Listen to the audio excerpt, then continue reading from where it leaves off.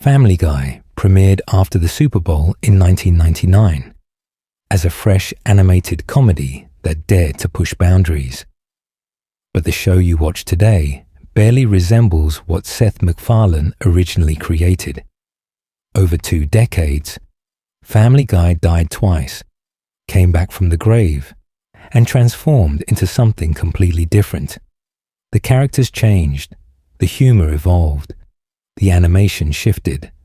What started as a quirky sitcom about a Rhode Island family became one of television's most controversial and longest-running animated series. This is the story of how Family Guy completely reinvented itself, for better and worse. The beginning, 1999 to 2002.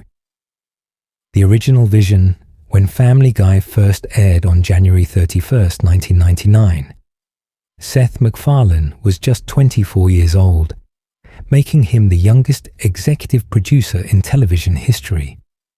The show didn't emerge from nowhere, and MacFarlane had been developing the concept since his days at the Rhode Island School of Design, where he created an animated short called The Life of Larry as his thesis film.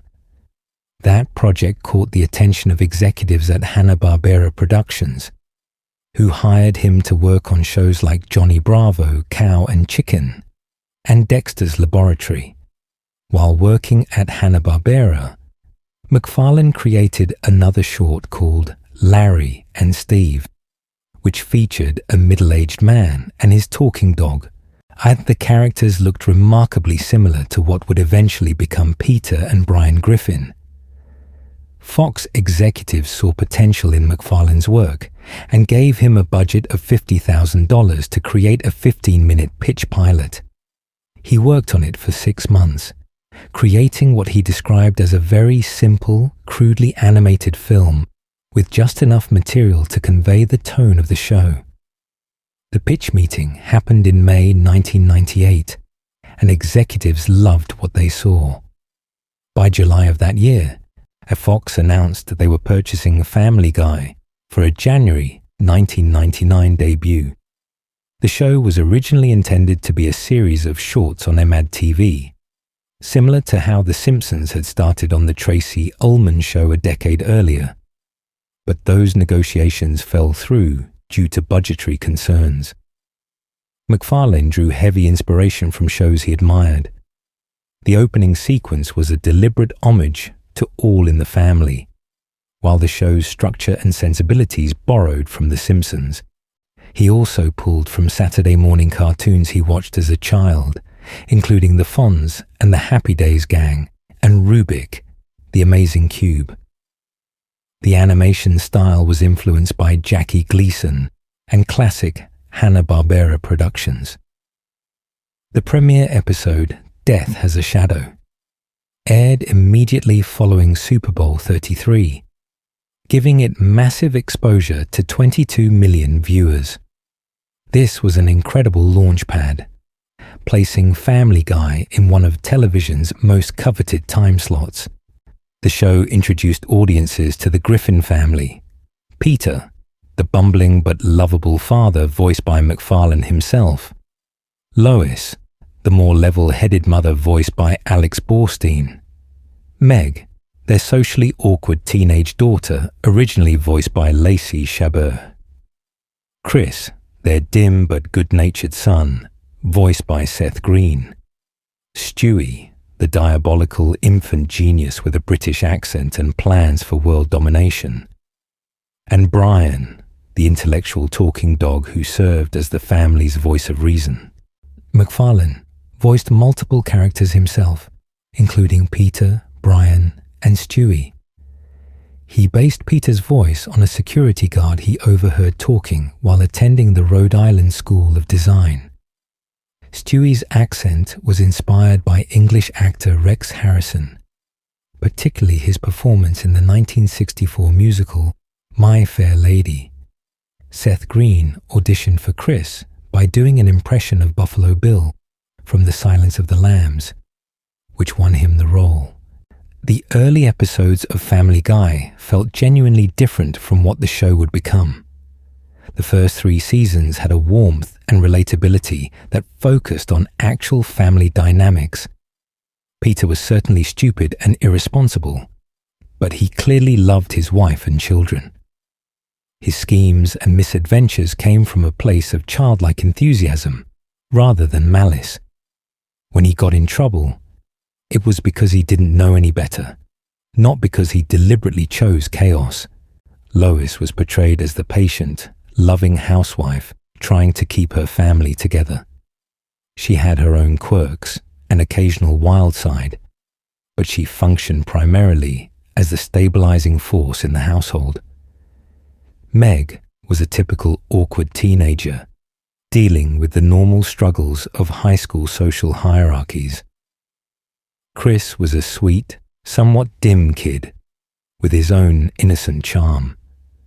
Brian served as Peter's best friend and the family's moral compass, and offering sage advice while struggling with his own aspirations as a writer. Stewie's character in these early seasons was perhaps the most distinctive.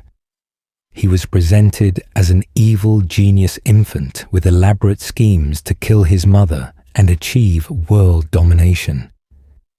His British accent, sophisticated vocabulary, and advanced intelligence created a hilarious contrast with his physical appearance as a baby.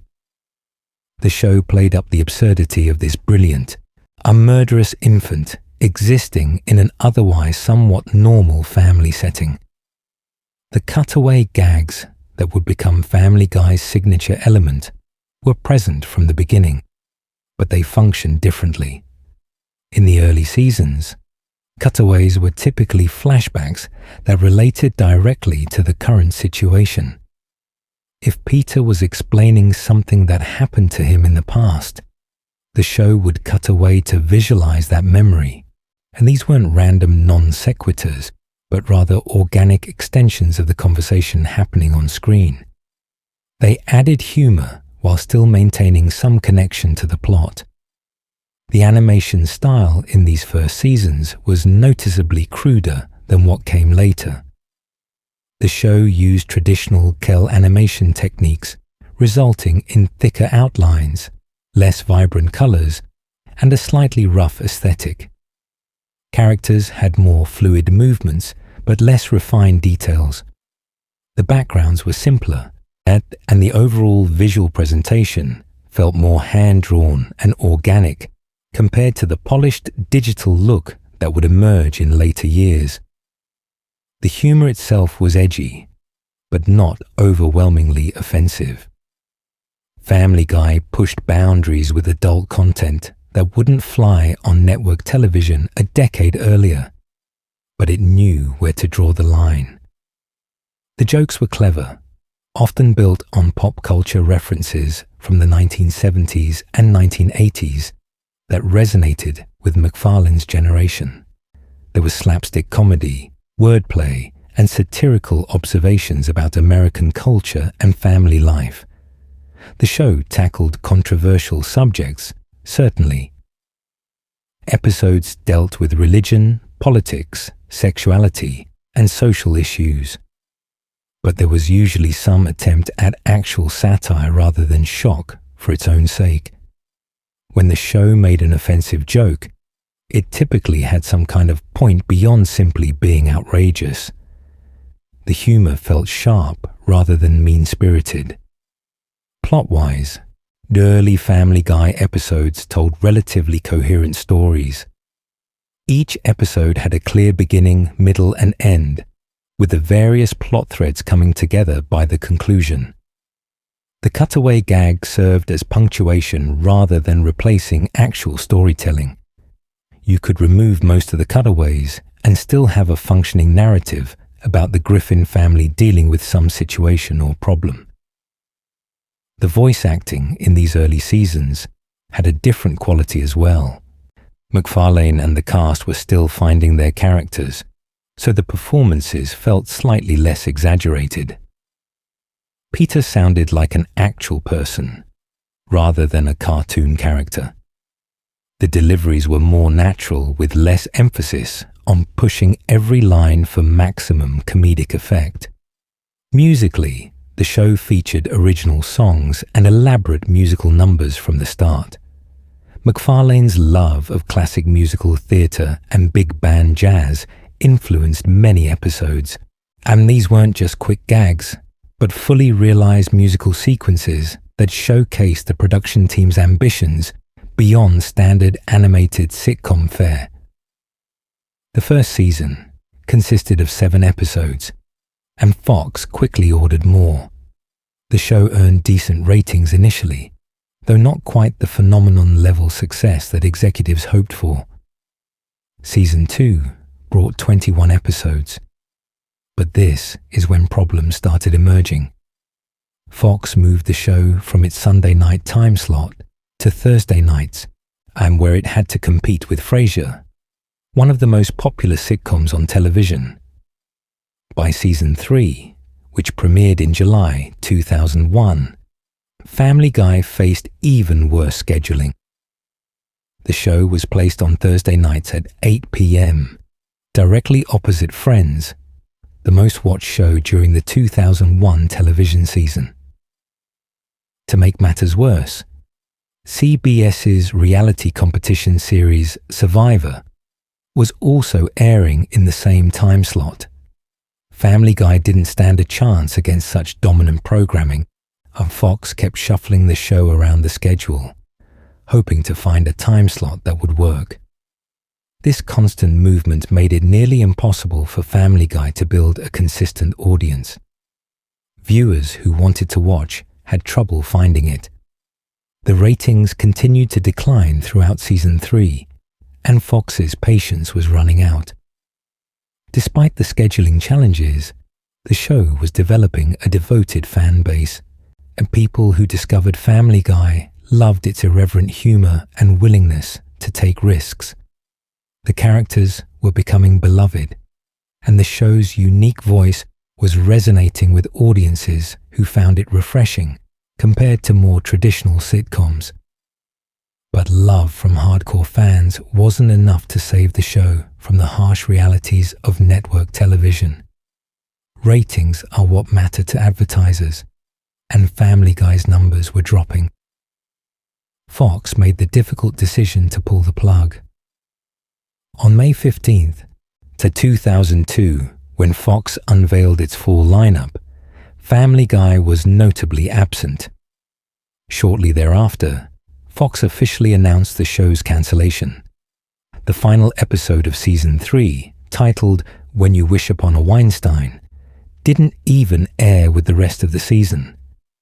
It sat unreleased for over a year, eventually making its first broadcast on Cartoon Network's Adult Swim block in November 2003. The episode would later premiere on Fox in December 2004. Long after the show's initial cancellation, our Family Guy had lasted just 3 seasons and 50 episodes. For MacFarlane and the production team, it seemed like the end. They had poured years of work into creating something unique, and it was being taken away before they felt that they had truly hit their stride. The show was dead, and at the time, there was no reason to believe it would ever return. Cancellation and the first death. The cancellation of Family Guy in 2002 wasn't just disappointing for the creators and fans, and it was genuinely shocking given the show's creative potential and growing cult following. Seth MacFarlane had invested everything into bringing his vision to life, only to watch Fox pull the plug after just 3 seasons. For most television shows, cancellation means the end of the story. The sets get dismantled, the writers move on to other projects, and the show fades into memory as a footnote in television history. But Family Guy's story didn't end with that first cancellation. In fact, the cancellation set in motion a series of events that would fundamentally change not just the show itself, but the entire landscape of how networks think about cancelled programming. When Fox officially cancelled Family Guy, the network tried to sell the syndication rights to other networks. This was standard practice. cancelled shows could still generate revenue through reruns on cable channels or in syndication. But finding networks interested in Family Guy proved surprisingly difficult. The show's edgy content and niche appeal made it a hard sell in an era when cable networks were still relatively conservative about programming. Eventually, Cartoon Network purchased the rerun rights for what executives at 20th Century Fox Television described as basically for free. The network wasn't expecting much from the deal. They were simply filling airtime on their late-night Adult Swim programming block. Adult Swim had been successfully airing reruns of anime and cult animated series, so adding Family Guy to the lineup seemed like a low-risk experiment. Family Guy premiered on Adult Swim on April 20th, 2003, and something unexpected happened. The show immediately became the block's highest-rated program, dominating late-night viewing in its time period against both cable and broadcast competition. Viewership on Adult Swim averaged 1.9 million viewers per episode, numbers that were actually better than Family Guy had achieved during much of its original run on Fox. The success on Adult Swim revealed something important. Family Guy had found its audience, but that audience wasn't necessarily watching Fox during the time slots the network had chosen. Adult Swim viewers were typically younger, more engaged with animation as an art form, and looking for edgier content than what daytime or primetime network television offered. Family Guy fit perfectly into this demographic. Around the same time, Adult Swim was proving Family Guy's continued appeal, and another phenomenon was unfolding. The first season DVD set was released in April 2003. The same month, the show began airing on Adult Swim. Within 1 month, the DVD sold an astonishing 400,000 copies. By the end of the year, sales had reached 2.2 million copies, making it the best-selling television DVD of 2003 and the second highest-selling television DVD of all time, behind only the first season of Comedy Central's Chappelle's Show. The second season DVD release also sold over 1 million copies. The third season followed with similar success. These weren't just respectable sales figures. They were blockbuster numbers that demonstrated intense demand for Family Guy content. Fans weren't just interested in watching reruns. They were willing to pay money to own the episodes and watch them repeatedly. The DVD sales were particularly significant because this was 2003, and when physical media was still the primary way to own television content. Streaming services didn't exist yet. DVDs were expensive, often costing $30 to $40 per season. For fans to shell out that kind of money showed genuine commitment to the show. Fox executives noticed these numbers. They couldn't ignore the combination of strong Adult Swim ratings and record-breaking DVD sales. The network that had cancelled Family Guy less than 2 years earlier suddenly realized they might have made a mistake. Here was a show that clearly had a passionate fan base willing to watch it and buy it, yet Fox had thrown it away. Internally, discussions began about the possibility of bringing Family Guy back. This was virtually unprecedented in television history. Shows occasionally got picked up by other networks after cancellation, but a network bringing back its own cancelled show based solely on DVD sales and cable reruns had never happened before. There was no template for this kind of revival. On May 20th, 2004, Fox made television history by ordering 35 new episodes of Family Guy, marking the first revival of a television show based specifically on DVD sales. Fox President Gail Berman, who had been one of the executives involved in the original cancellation decision, he stated that cancelling the show had been one of her most difficult choices, and she was happy it could return. For Seth MacFarlane and the production team, the revival was both exciting and nerve-wracking. They had been given a second chance, which was incredible, but there was enormous pressure to prove that the show deserved to come back. The 3-year gap between seasons 3 and 4 meant the writers and animators had scattered to other projects.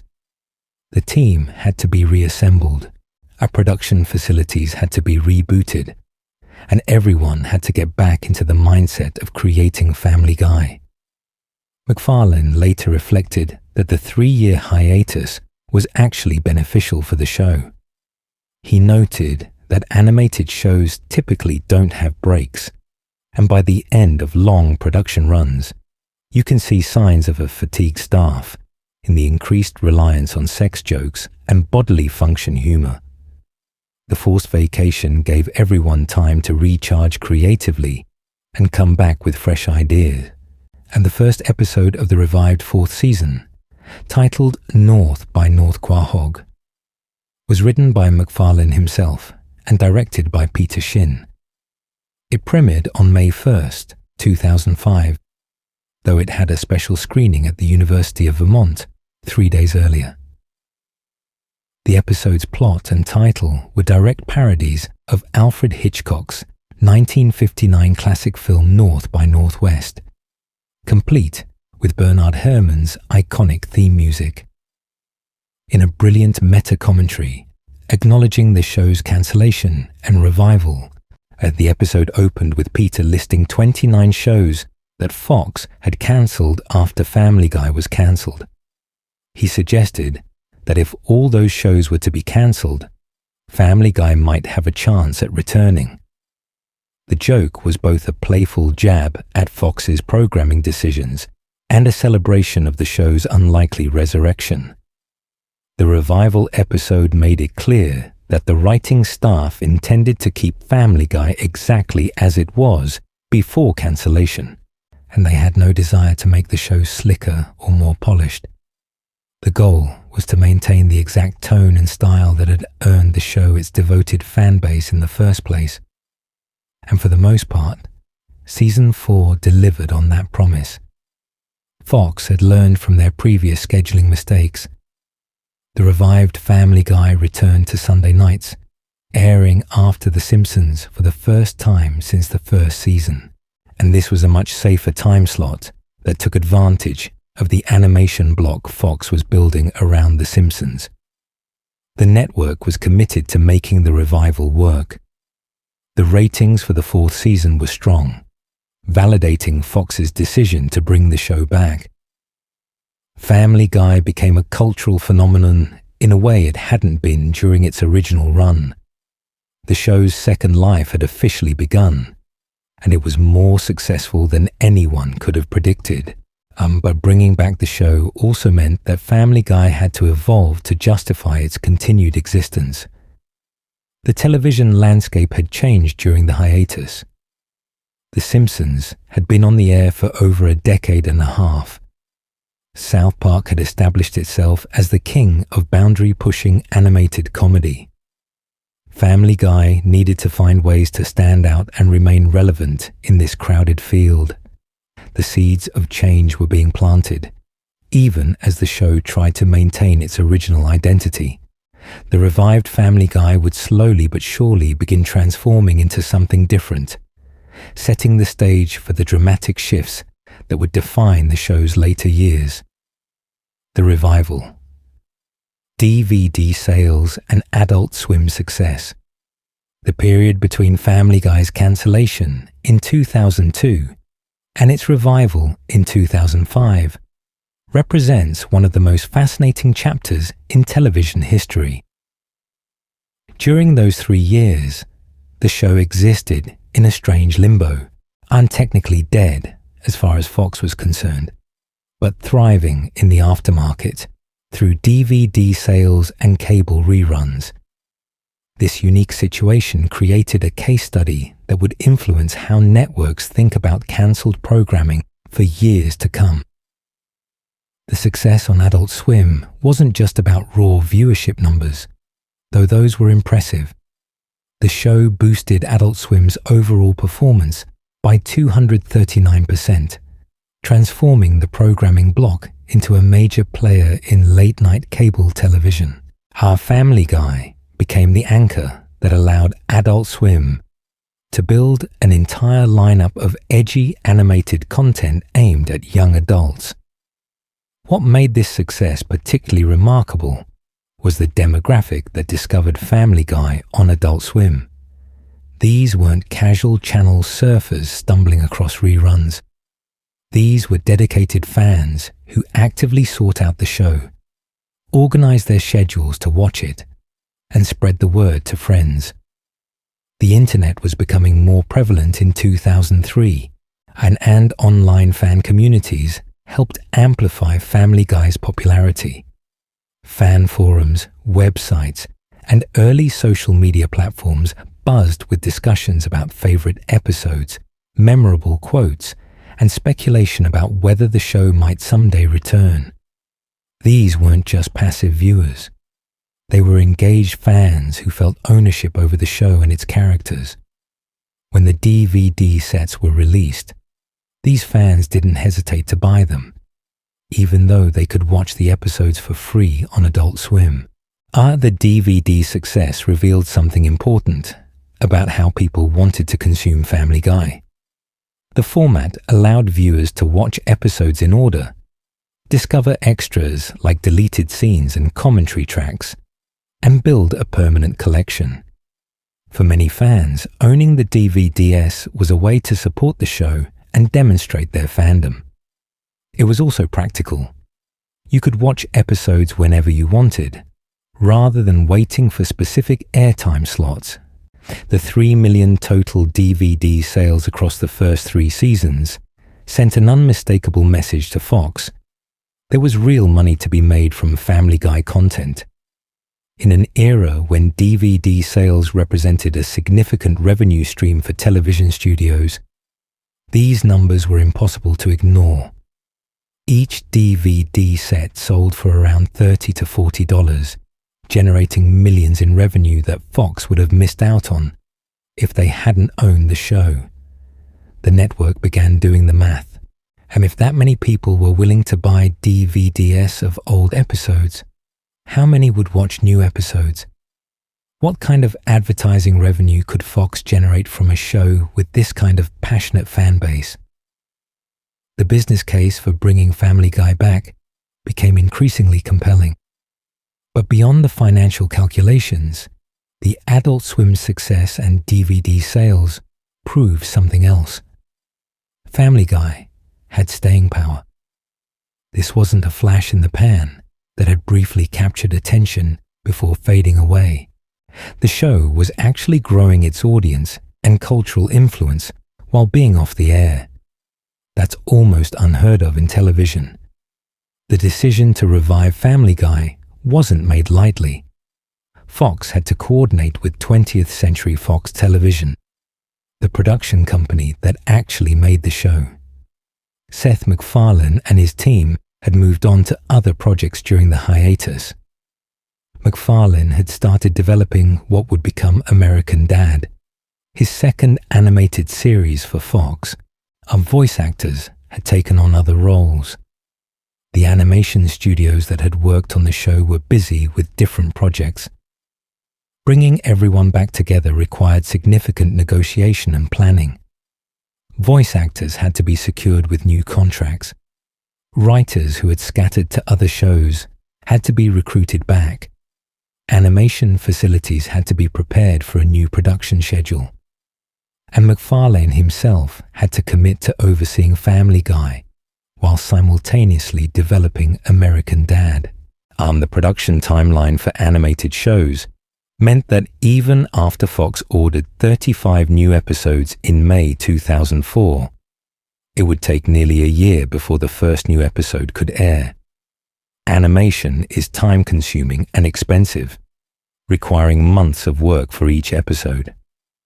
Scripts need to be written, storyboards created, voice acting recorded, animation completed, and post-production finished. During this production period, expectations were building.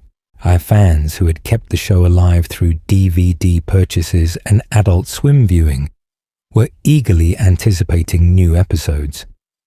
Fox was investing significant resources into the revival. There was pressure on MacFarlane and his team to prove that Family Guy deserved this second chance. The marketing campaign for the revived show played up the back from the dead angle.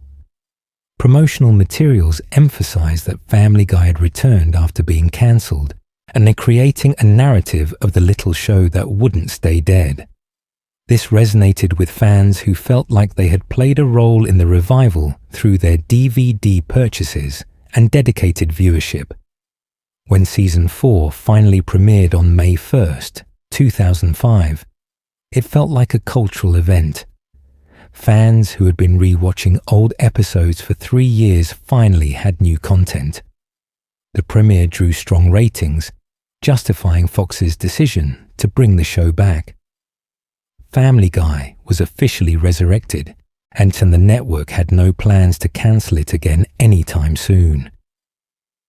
The revival's success changed television in meaningful ways. It established that DVD sales could be a valid metric for determining a show's viability, not just live viewership ratings. It demonstrated that cable reruns could actually build an audience for network shows, rather than cannibalizing viewership. And it showed that devoted fan communities, especially when amplified by the internet, could influence network programming decisions. Other networks took notice. If Family Guy could come back from cancellation based on DVD sales and cable success, maybe other cancelled shows deserved second looks. The revival created a template that would be used for other shows in subsequent years, though few would match Family Guy's dramatic resurrection story. For Seth MacFarlane personally, the revival represented vindication. He had created something special that Fox had initially failed to recognize. The network's willingness to bring the show back and give it a better time slot felt like an acknowledgement that they had made a mistake. MacFarlane now had leverage he didn't have before, along with the creative freedom to take the show in new directions. But with that freedom came a double-edged sword. Family Guy was back, and it needed to continue justifying its existence. The show couldn't just rest on its laurels. It had to keep pushing boundaries, taking risks, and finding new ways to shock and entertain audiences. This pressure to constantly outdo itself would shape the show's evolution in ways that both excited and troubled longtime fans. The revival period marked the end of Family Guy's innocence. The show that came back in 2005 was technically the same show that had been cancelled in 2002, but the circumstances of its resurrection had changed everything. Family Guy had become bigger than itself and transformed into a symbol of fan power and network miscalculation, and that added baggage would influence every decision moving forward. The Golden Age returns. 2005 to 2008, when Family Guy returned for its 4th season in 2005, it entered what many fans consider its second golden age. The show maintained much of what made the first 3 seasons special, while benefiting from larger budgets, improved animation technology, and the creative energy that came from the 3-year break. Seen for a brief period, Family Guy was firing on all cylinders, producing episodes that balanced clever writing with outrageous humor. Season 4 consisted of 30 episodes, making it the longest season in the show's history. The extended episode order reflected Fox's confidence in the revival and gave the writers plenty of opportunities to explore different types of stories. The season included instant classics like Petarded, where Peter discovers he's intellectually disabled, PTV, which satirized the FCC and television censorship, and Perfect Castaway, where Peter survives being stranded on a deserted island. The PTV episode deserves special mention because it encapsulated everything that made revived Family Guy work. The episode was a direct response to increased FCC regulation of broadcast content, with Peter starting his own television network to avoid censorship. The episode featured the memorable musical number, the FCC song, and which gleefully violated every decency standard, while mocking the absurdity of censorship rules. It was smart satire wrapped in crude humor, exactly the balance that made Family Guy appealing. Critics generally praised Season 4. Mark McGuire of the Times-Union wrote that the first minute or so of the resurrected Family Guy ranked among the funniest 60 seconds he had seen that season. The Pit News reviewer John Nigro felt the show hadn't lost its steam during the hiatus and was surprised it had been cancelled given its wildly extravagant shock factor. The season maintained the energy and creativity of the pre-cancellation era while pushing boundaries further than before. The fifth season, which ran from 2006 to 2007, continued the strong performance. This season included 18 episodes and featured some of the show's most ambitious projects, and including the last 3 episodes being combined into a direct-to-DVD movie called Stewie Griffin: The Untold Story. The movie explored Stewie meeting his future self and discovering that he becomes a completely different person as an adult. Fox didn't include these episodes in the official episode count, treating them separately as film content. Season 6 marked an important transition point. This season, which aired from 2007 to 2008, showed Family Guy becoming more comfortable with its revived status and starting to experiment more boldly with format and content. The show began pushing harder against boundaries, testing what it could get away with on broadcast television. Some of this experimentation worked brilliantly. Other attempts felt like the show was trying too hard to be shocking. The Star Wars parodies that began during this era represented Family Guy at its most creative. Blue Harvest, and the parody of the original Star Wars film, premiered in 2007 as a special episode and was later released as its own DVD. The special demonstrated the production team's ability to sustain a single narrative for an entire episode without relying heavily on cutaway gags. The attention to detail in recreating iconic Star Wars scenes with Family Guy characters showed real craft and love for the source material. The success of Blue Harvest led to 2 more Star Wars parodies. Something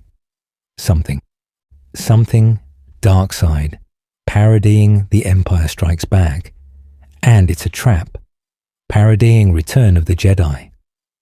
These specials allowed the show to demonstrate its range, proving it could do more than just rapid-fire cutaway gags and crude jokes. The parodies required careful planning, creative animation, and sustained comedic writing throughout a longer narrative. During this Golden Age period, the characters still retained much of their original charm. Peter was stupid and impulsive, but he genuinely cared about his family. His schemes came from a place of enthusiasm rather than malice. When he hurt people, it was accidental rather than intentional. The show could still mine genuine emotion from Peter's relationship with Lois, his friendship with his buddies at the Drunken Clam, and his bumbling attempts at fatherhood. Brian remained primarily sympathetic during these seasons. He was pretentious and self-important, certainly, but these flaws made him funnier rather than unlikable. His struggles to become a published writer felt relatable. His on-again, off-again relationships added romantic subplots that gave episodes emotional weight. his political beliefs were liberal, but not overbearingly preachy. He functioned as the audience's entry point into the absurdity of the Griffin family. Stewie's evolution during this period was particularly interesting. His plans for world domination and matricidal tendencies were gradually de-emphasized in favor of exploring his relationship with Brian. The road to episodes, which began with Road to Rhode Island in Season 2, but really hit their stride during the revival, became a beloved series of adventures pairing Stewie and Brian in various scenarios. These episodes showcased a different side of both characters and allowed for more heartfelt moments alongside the comedy. Our Lois maintained her role as the family's anchor while showing more complexity. Episodes revealed her wild past, her frustrations with suburban life, and her occasional resentment of being defined primarily as a wife and mother.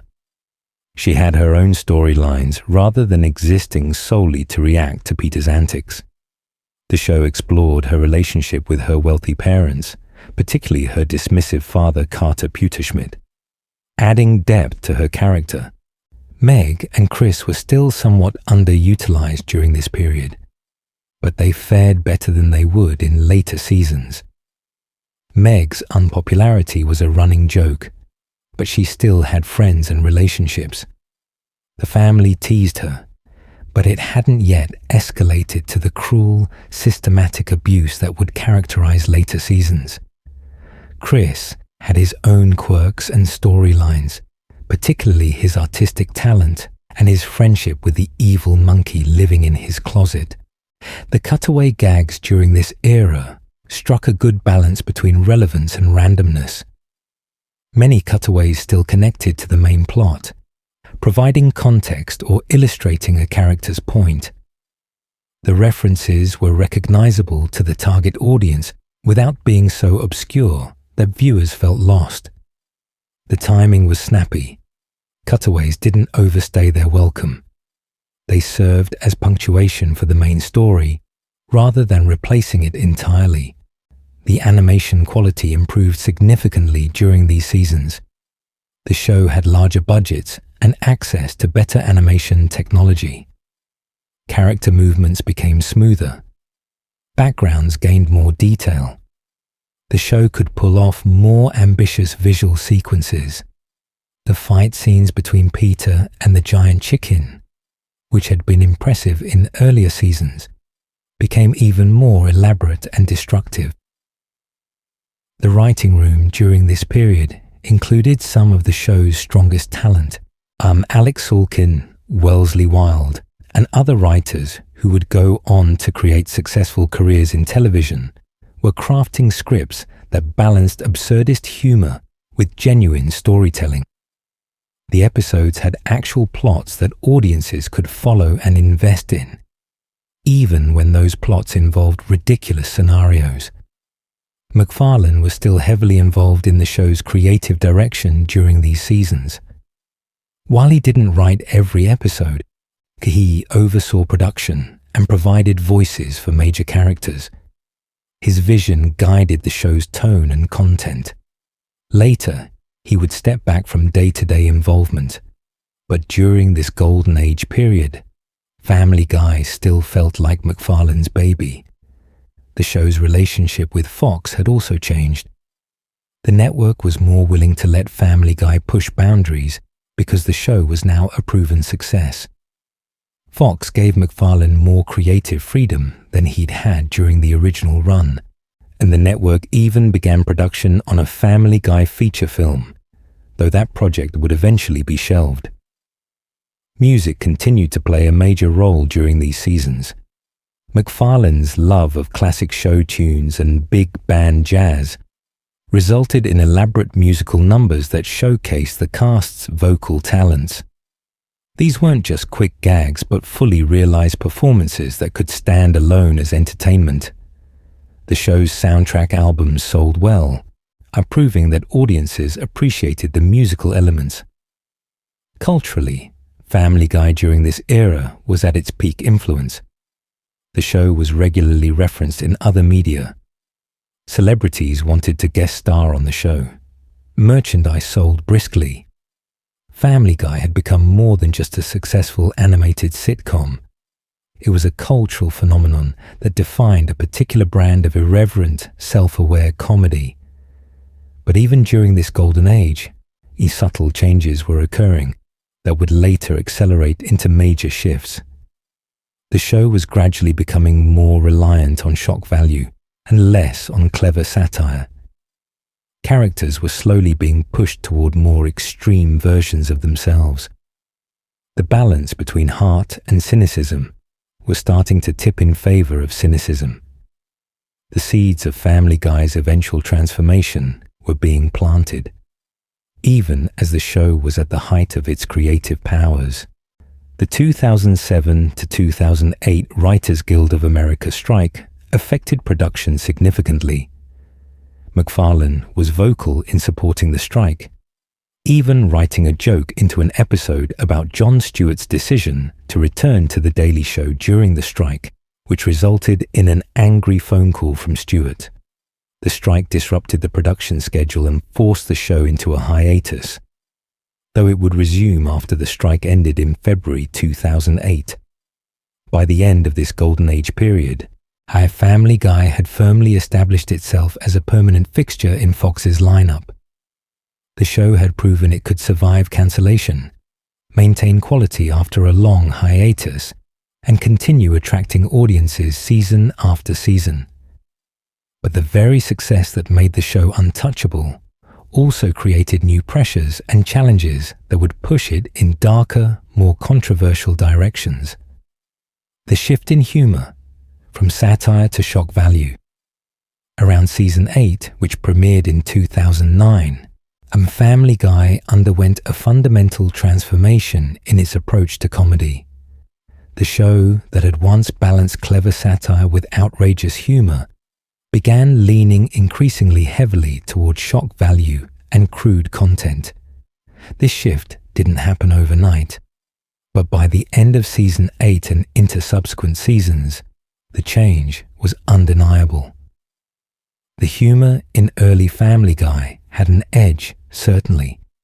The show pushed boundaries and made jokes about topics that more mainstream sitcoms wouldn't touch, but there was usually some kind of satirical point or clever observation underlying the offensive content. When the show made a joke about religion, it was typically commenting on hypocrisy or absurdity in organized religion. When it referenced politics, there was some attempt at actual political satire. The later seasons abandoned much of this pretense. Jokes became offensive for the sake of being offensive, with less concern about whether there was any deeper meaning or commentary, and the show seemed to operate under the philosophy that if something was shocking enough, it didn't need to also be clever. This represented a fundamental misunderstanding of what had made the show successful in the first place. The violence in particular escalated to disturbing levels. Early Family Guy certainly featured cartoon violence, most notably in Peter's fights with the giant chicken. But that violence was so over-the-top and unrealistic that it remained clearly in the realm of absurdist comedy. The newer episodes began depicting graphic violence in ways that felt genuinely disturbing rather than funny. Episodes showed Peter crushing children to death and hiding their corpses under the bed. Stewie spent an entire episode with his brains exposed. Characters were shot in the head with realistic blood and gore. The Quagmire's increasingly sociopathic behavior was played for laughs, even when it crossed into genuinely horrifying territory. The show seemed to be testing how much graphic content it could get away with on broadcast television. This shift toward graphic content affected the viewing experience. Watching early Family Guy, you knew you might see something edgy or inappropriate, but you weren't likely to be genuinely disturbed by what you saw. Watching later Family Guy, and you had to be prepared for images that would be at home in a horror movie. Parents who had watched the show during its earlier seasons found themselves unable to let their children watch the newer episodes. The sexual content followed a similar trajectory. Early Family Guy made plenty of sex jokes, but they were relatively tame by adult animation standards. Later seasons featured increasingly explicit sexual references and situations. Quagmire, who had always been portrayed as a womanizer, became a character whose sexual behavior was so extreme and predatory that it stopped being funny and started being uncomfortable. The treatment of sensitive topics changed dramatically as well. The show had always been willing to joke about controversial subjects, but it did so with at least some attempt at being satirical. Later seasons made jokes about rape, pedophilia, domestic violence, school shootings, and other serious topics with seemingly no purpose beyond shock value, and critics, and even some fans, began questioning whether the show had lost its moral compass. The Parents Television Council, which had criticized Family Guy since its early seasons, intensified their attacks on the show. They named it the worst show for family viewing on multiple occasions, citing what they saw as gratuitous violence, crude sexual content, and inappropriate themes. While the PTC's complaints came from a conservative perspective that many fans didn't share, and their specific criticisms about the show's increasing reliance on shock humor weren't entirely wrong. In 2022, Seth MacFarlane and producers Alex Sulkin and Rich Appel were interviewed by The Hollywood Reporter about how they had gotten away with such controversial content for so long. MacFarlane's response was telling. He suggested that few people are genuinely offended by the show. Producer Alex Sulkin credited Rich Appel's keen eye for what could and couldn't be done legally, noting that the shows sometimes push close to the line of legal libel. Appel himself noted that animated shows are able to push the envelope more than live-action shows because people's willingness to take offense exists in a different space when the content involves animated characters. He argued that people don't take as much offense when the offensive content comes from cartoon characters rather than real people. This might explain how Family Guy has avoided serious consequences, but it doesn't address whether the increased shock value actually makes the show better or funnier. The Conway Twitty gags that began appearing during this period exemplified the show's changing philosophy. For those unfamiliar, these gags involved a character introducing country singer Conway Twitty before the show cut to extended clips of Twitty performing songs. These sequences could last for 2 minutes or more, completely stopping the narrative momentum of the episode. The first Conway Twitty gag appeared in a season 7 episode, and the bit was repeated multiple times across subsequent seasons. Seth MacFarlane later explained that he wasn't even in the room when writers first decided to incorporate Twitty clips into the series. His explanation for why Twitty was chosen wasn't likely to win over fans. The production team thought it would be hilarious to waste expensive airtime on something random and boring, and essentially trolling both advertisers and audiences. These gags were defended by some as being intentionally anti-humor, where the joke was that there was no joke. But for many viewers, sitting through 2 minutes of a country singer, most of the audience had never heard of Simply Wasn't Funny, regardless of the meta-commentary involved. It felt lazy, like the writers were using archived footage to fill time they couldn't fill with actual comedy, and the overlong gags became a recurring problem in later seasons. The show had always used extended sequences for comedic effect, like Peter wincing in pain while holding his knee for an uncomfortably long time. But those gags worked because they pushed past annoying into funny through sheer commitment to the bit. The newer overlong sequences, like Peter struggling to park a boat or the extended karaoke sequence, just felt tedious and the reliance on cutaway gags increased significantly during this period. In the early seasons, episodes might have 5 to 10 cutaways. Later episodes sometimes featured 15 or 20, to the point where the cutaways comprised more screen time than the actual plot.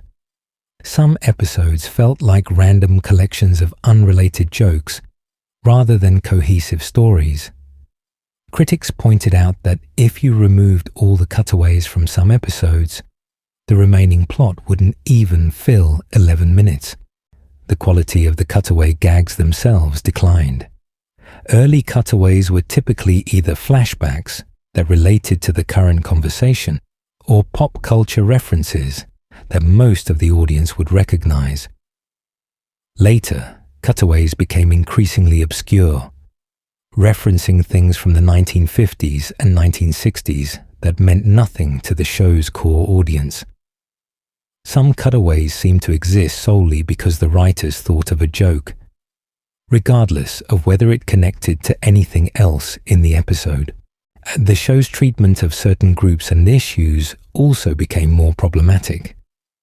Early Family Guy made jokes that some found offensive, but there was usually some attempt at using comedy to comment on prejudice rather than simply being prejudiced.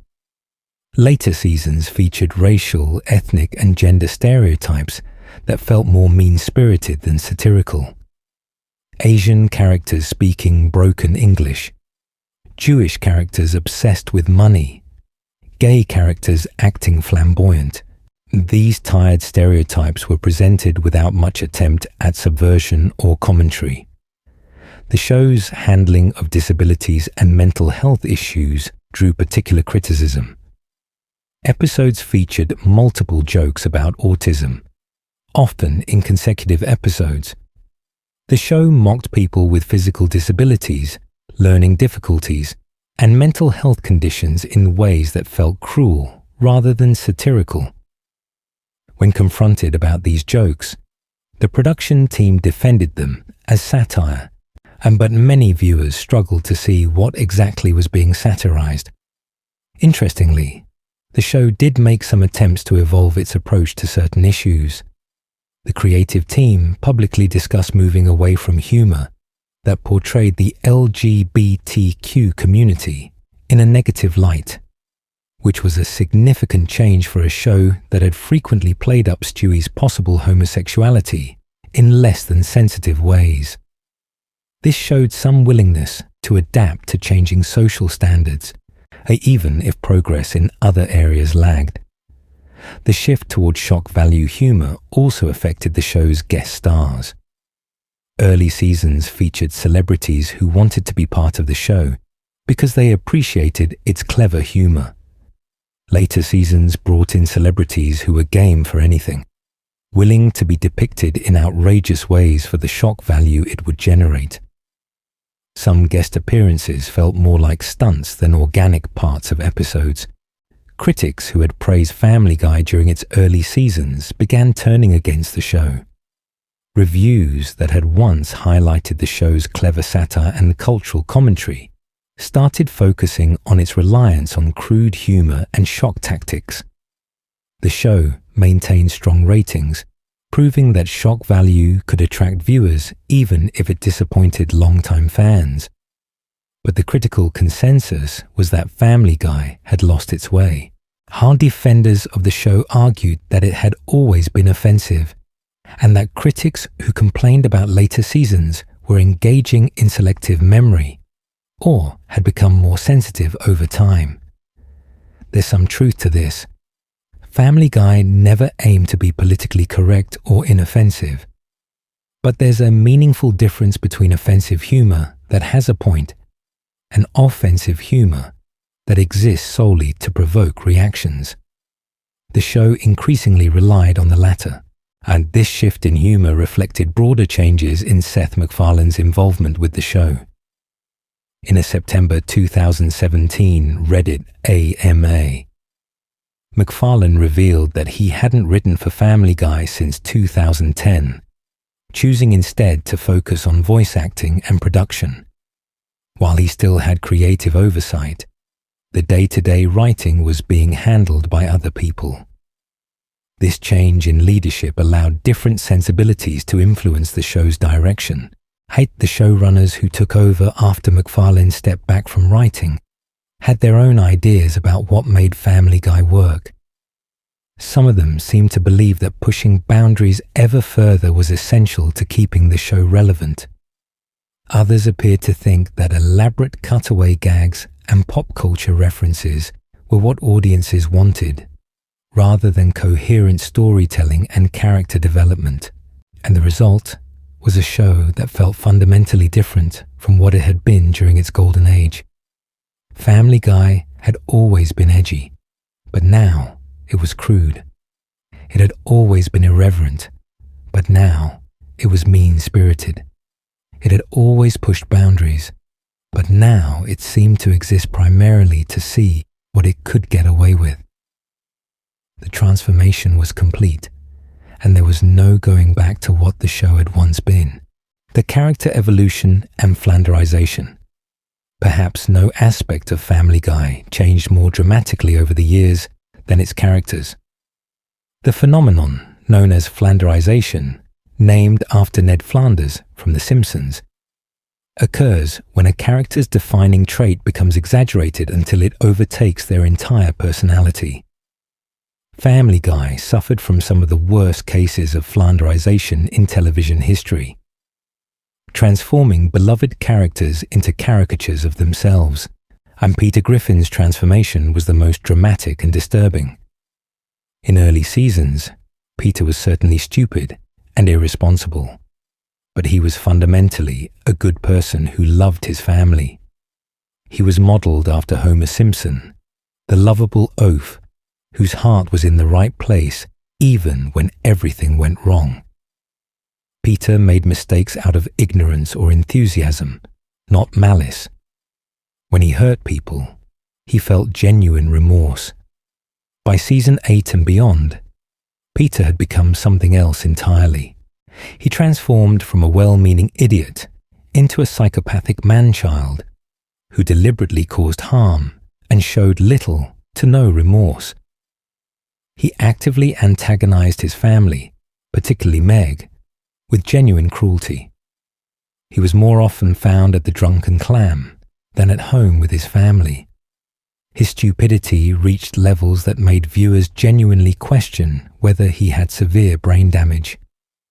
Episodes depicted Peter doing things that went far beyond harmless mistakes. He stole candy from his own children. He pushed Lois underwater when he saw what he thought was a shark fin, fleeing in the boat and abandoning her to die. He treated Meg with such consistent abuse that it stopped being a running joke and started feeling like genuine domestic cruelty.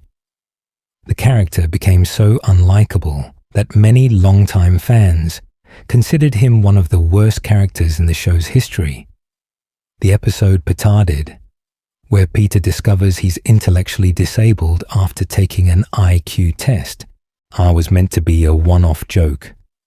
But later seasons seemed to take this diagnosis seriously, portraying Peter as genuinely mentally incapacitated in ways that raised uncomfortable questions about how Lois could remain married to someone who couldn't function as an adult.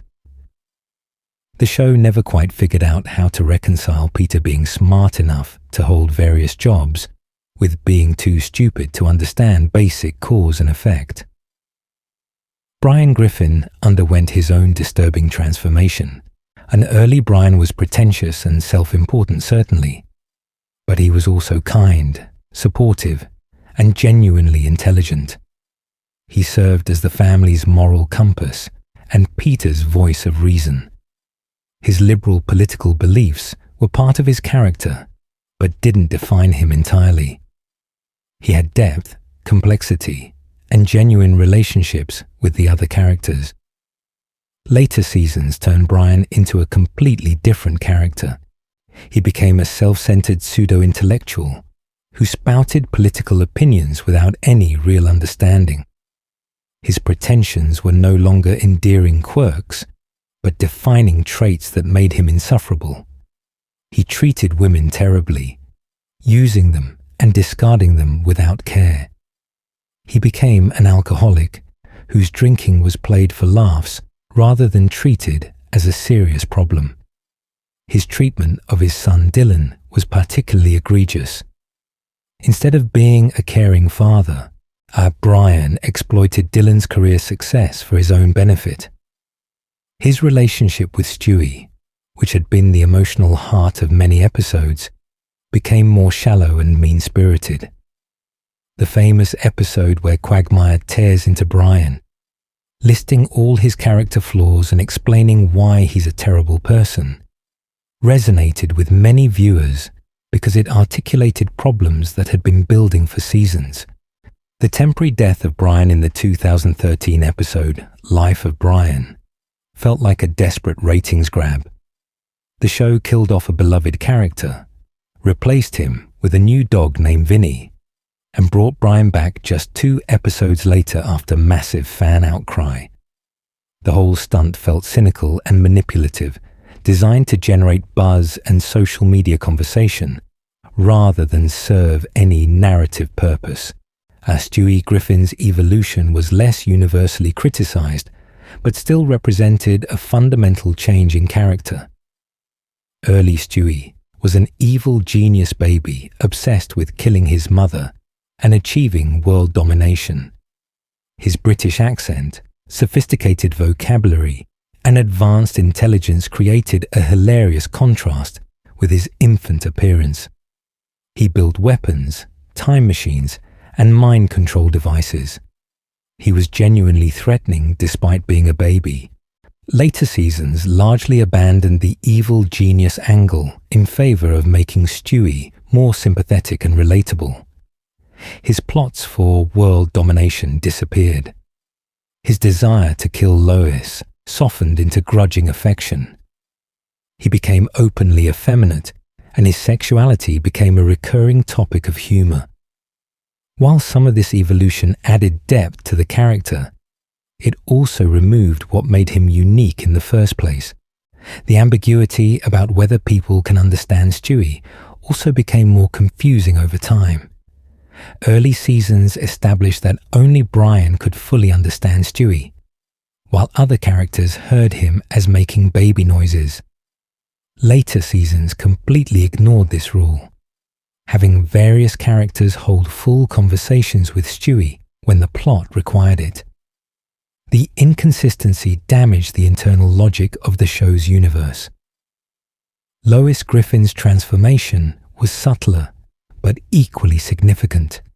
She started as the patient, loving housewife trying to keep her chaotic family together. She had her own interests and occasionally showed her wild side, but she functioned primarily as the stabilizing force in the household. She genuinely cared about her children and tried to be a good mother despite the challenges. Later seasons revealed Lois as having her own serious issues. She developed kleptomania stemming from feeling like a prisoner in her suburban life. She became more sexually aggressive and began affairs that suggested deep dissatisfaction with her marriage. Her parenting became erratic and neglectful, to the point where she barely seemed to care about her children's well-being. The show explored her dark past and suggested that every mother has killed someone, painting her as far more sinister than earlier seasons implied. Meg Griffin suffered perhaps the cruelest transformation. Early Meg was simply an unpopular teenage girl dealing with typical adolescent challenges.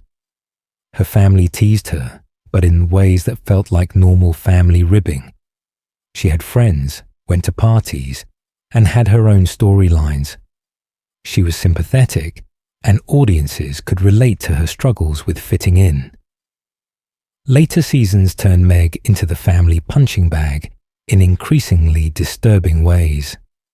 Her family didn't just tease her, they actively abused and despised her. Peter made it clear he felt nothing for her.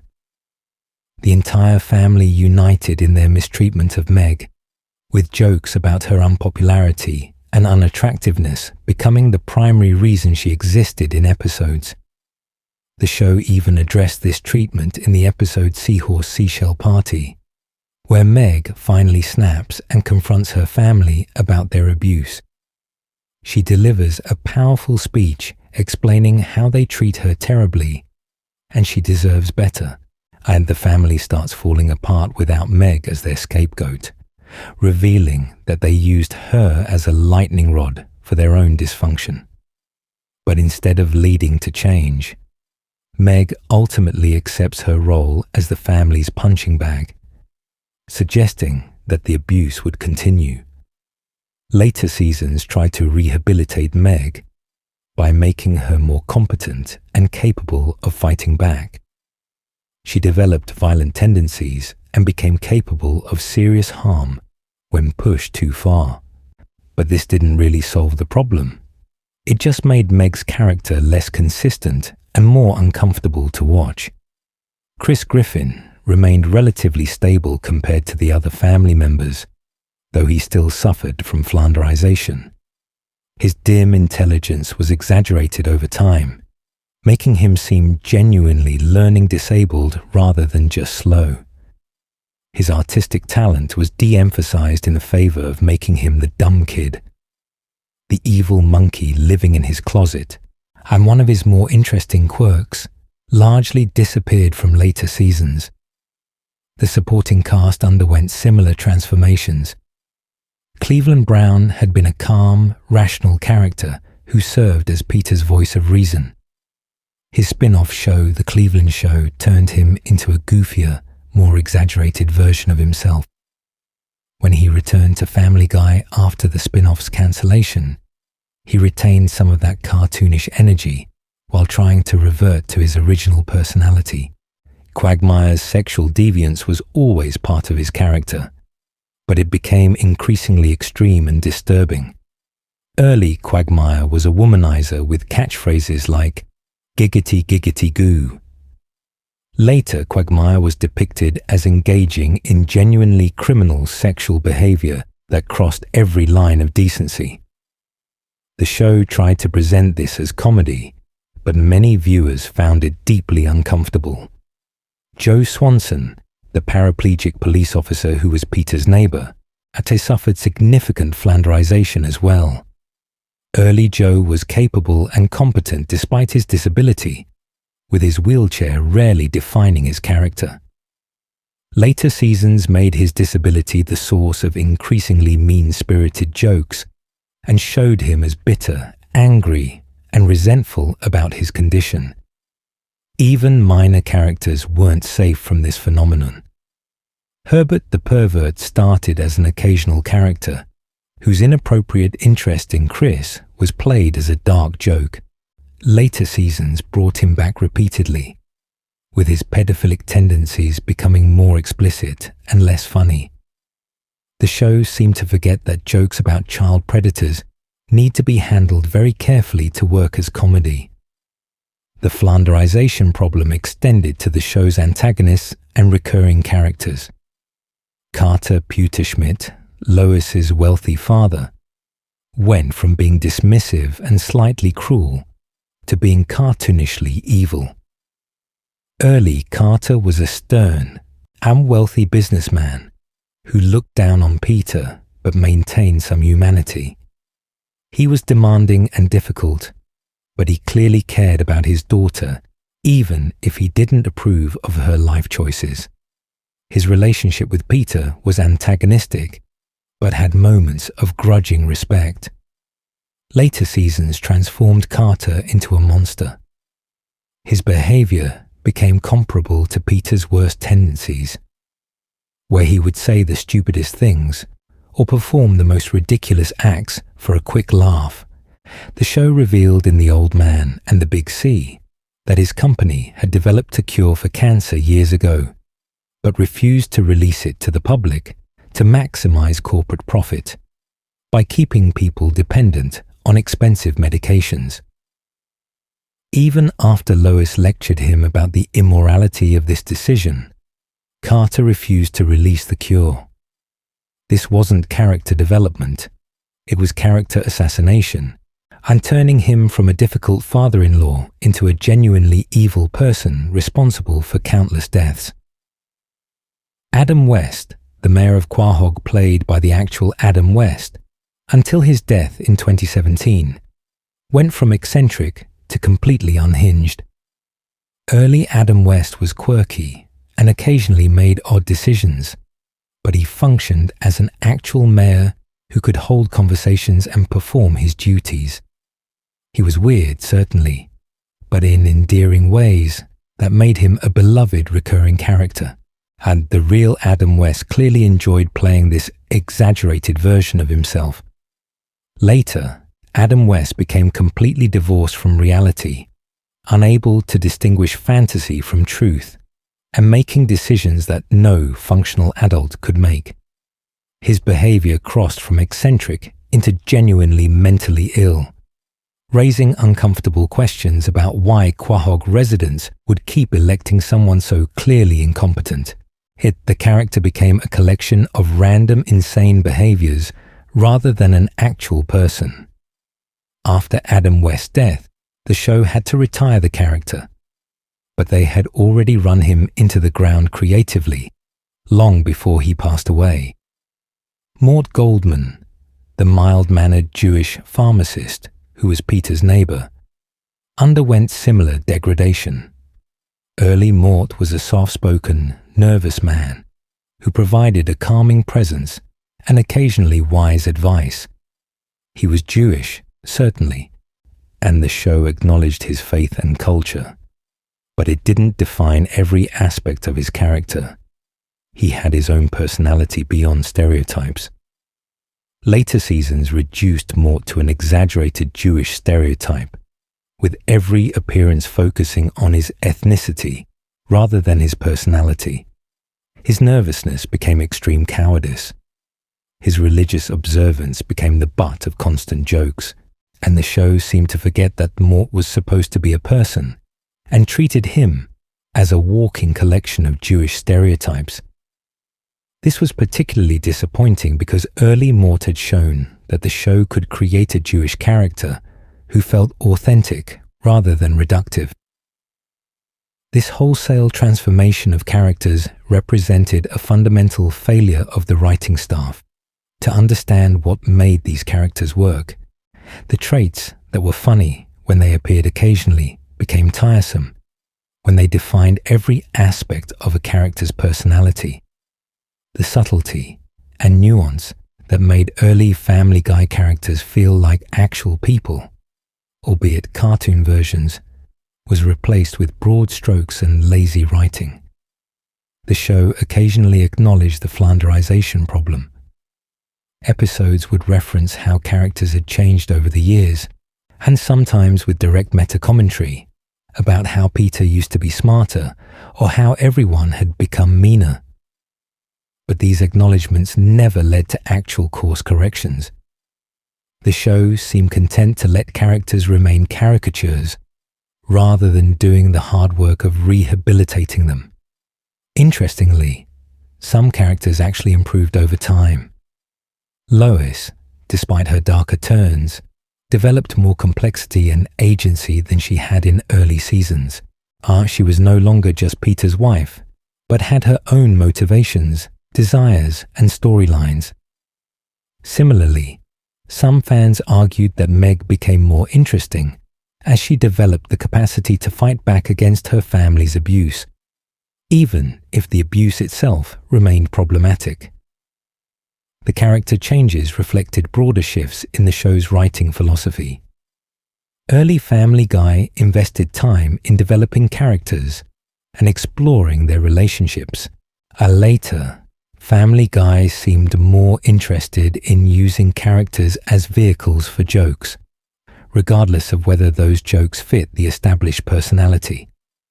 Consistency took a back seat to whatever would get the biggest laugh, even if it contradicted everything we knew about a character. This approach might generate short-term laughs, but it damaged the show's long-term storytelling potential. When characters can be anything the writers need them to be in a given moment, and nothing they do has weight or meaning, We can't invest emotionally in their relationships or growth because we know they'll be reset to whatever baseline the next joke requires. The flanderization of Family Guy's characters stands as a cautionary tale about the dangers of long-running shows losing sight of what made them special in the first place. The Griffin family of 2026 barely resembles the family that debuted in 1999, and not in ways that suggest natural evolution or character growth, and they become worse versions of themselves, trapped in an endless cycle of increasingly exaggerated behaviors that serve the demands of shock comedy over coherent storytelling. The Conway-Twitty era and cutaway gag evolution. The Conway-Twitty gags deserve their own discussion because they exemplify everything that went wrong with Family Guy's approach to humor during its later seasons. These segments, which began appearing in season 7 and continued sporadically through subsequent seasons, involved a character introducing country music legend Conway-Twitty before the show cut to extended footage of Twitty performing one of his songs. The clips could last 2 minutes or more, completely halting whatever narrative momentum the episode had built. Conway-Twitty was a genuine country music icon who held the record for the most #1 singles of any act with 55 #1 Billboard country hits, until George Strait broke the record in 2006. He died in 1993 at 59 years old, well before Family Guy started using his image. The show licensed actual performance footage of Twitty from the 1970s, presenting it without modification, except for occasionally photoshopping elements onto his head. The first Conway-Twitty gag appeared in the extended cut of Family Guy. Live in Vegas, when Peter needed a distraction because Lois was mad at him. The bit returned in Bill and Peter's Bogus Journey, with 2 separate gags. In Peter's Daughter, and the gag appeared at the end when Meg was abandoned at the altar, and Peter needed to distract the wedding guests. The show cut to Twitty performing Hello Darlin', and that was how the episode ended. Seth MacFarlane later explained in interviews that he wasn't even in the room when writers first decided to incorporate Conway-Twitty clips.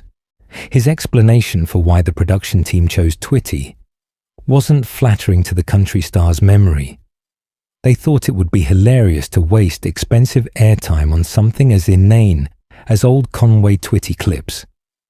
The joke was essentially trolling the network, advertisers, and audience by filling time with content that had nothing to do with Family Guy. Some defenders argued that the Conway-Twitty gags were anti-humor, where the joke was that there was no joke. The randomness and length were supposedly part of what made it funny. You were meant to sit there confused and slightly annoyed, and that discomfort was the comedy.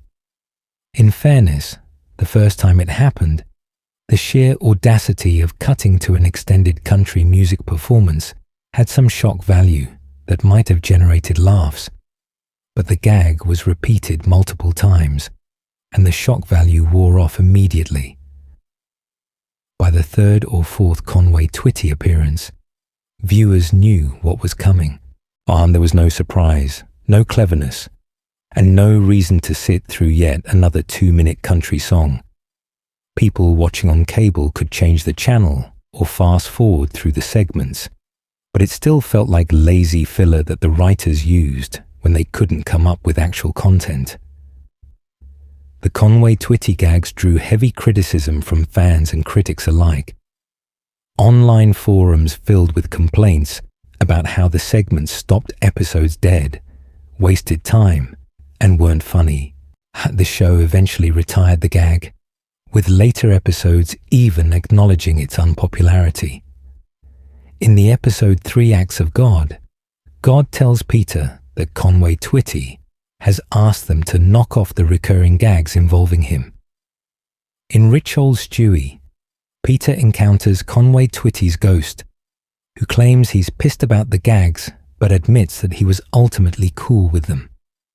The Conway-Twitty segments represented a broader problem with how Family Guy approached cutaway gags during this era, and the show had always used cutaways as a signature element. But they evolved from relatively brief, clever asides into extended sequences that often lasted longer than the actual plot scenes. Some episodes felt like random collections of unrelated sketches rather than coherent stories. In early seasons, most cutaways were flashbacks that directly related to the conversation happening on screen. If Peter mentioned something that happened in the past, the show would visualize that memory, and these cutaways added context and humor while remaining connected to the main narrative. They enhanced the storytelling rather than replacing it. Later cutaways became increasingly random and disconnected. A character might say a word or phrase that vaguely reminded the writers of something else, triggering a cutaway that had nothing to do with the plot.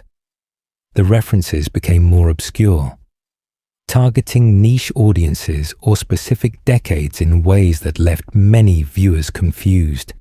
Some cutaways seemed to exist solely because the writers thought of a joke, regardless of whether it fit anywhere. The length of cutaways also ballooned. Early cutaways typically lasted 10 to 20 seconds, delivering a quick punchline before returning to the story. Later cutaways could go on for a minute or more, building out entire scenarios with their own internal logic and narrative arcs. While some of these extended cutaways were genuinely funny, and many felt like the writers were stalling because they didn't have enough plot to fill 22 minutes. The sheer number of cutaways increased dramatically as well.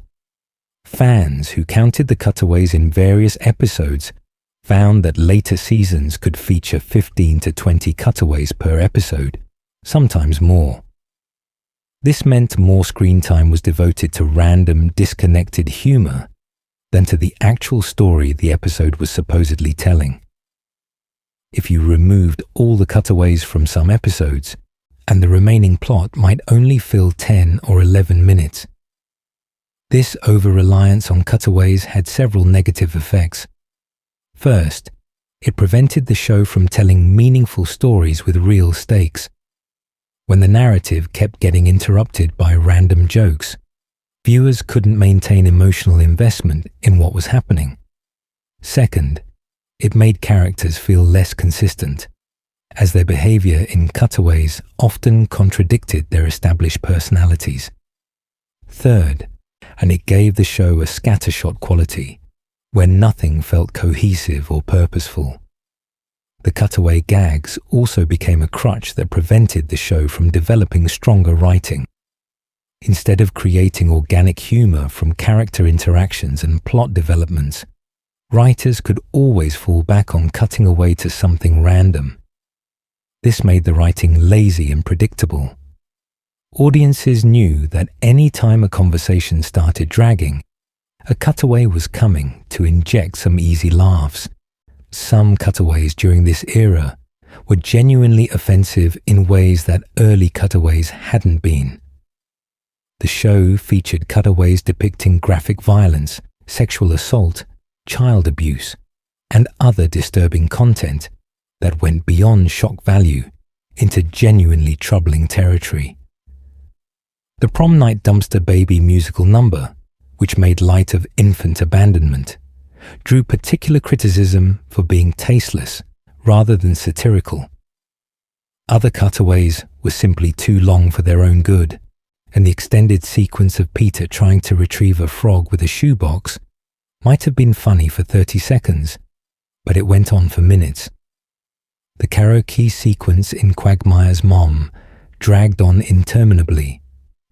The show seemed to think that making something uncomfortably long was inherently funny, following the logic that if a joke doesn't work, just keep doing it until it becomes funny through sheer persistence. The animation style of cutaways also became inconsistent, and some cutaways featured the show's normal animation quality.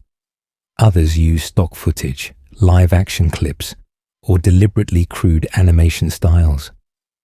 While this variety could be creative when used purposefully, it often felt like the animators were taking shortcuts to save time and money, rather than making artistic choices.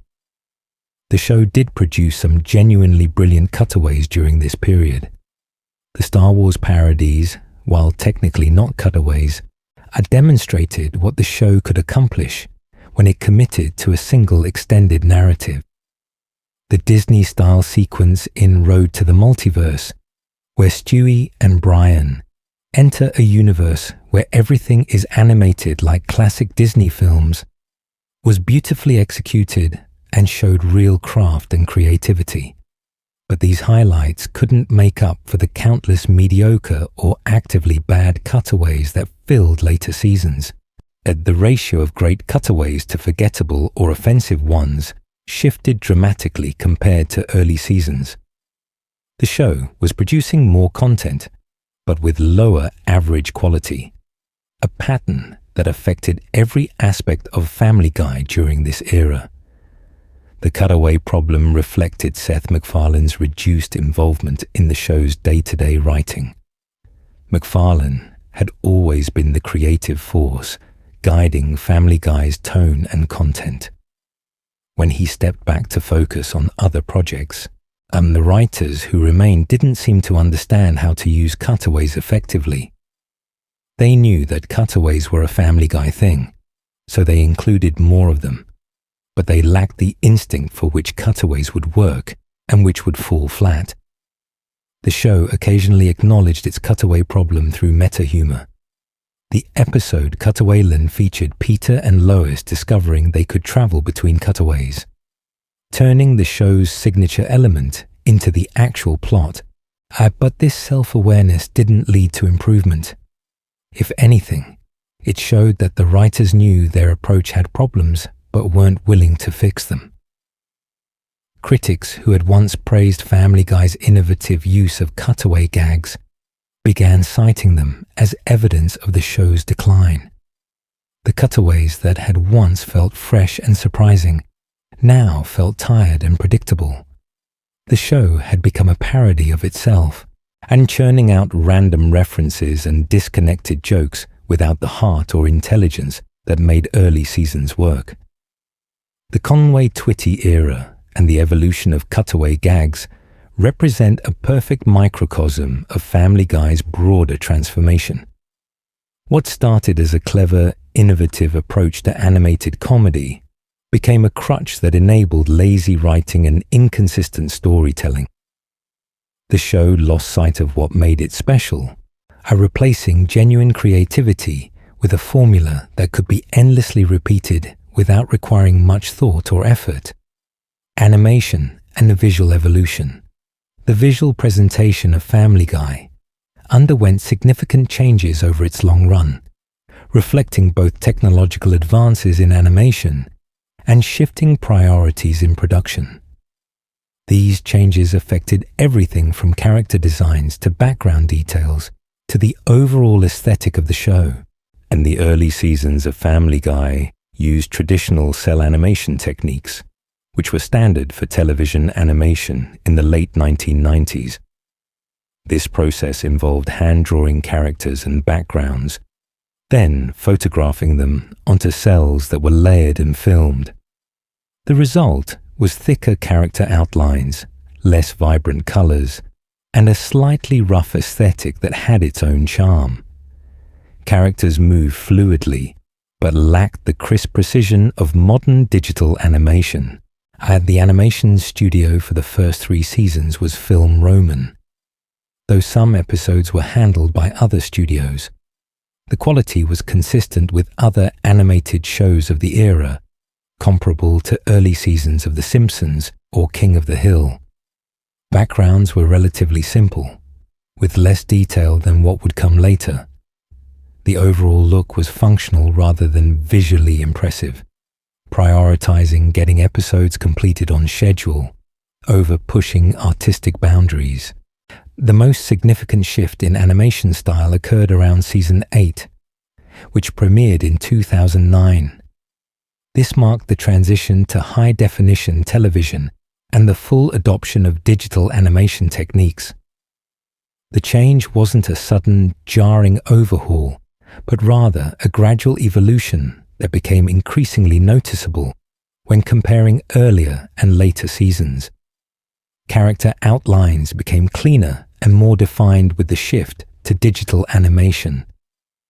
Stewie's head, which had been somewhat jagged in early seasons, became smoother and more precisely rendered. Brian's fur appeared more textured. Colors became more vibrant and saturated. The entire world of Quahog took on a sharper, more contemporary appearance that reflected modern animation standards. The move to HD wasn't just about visual quality. It affected how the show was produced.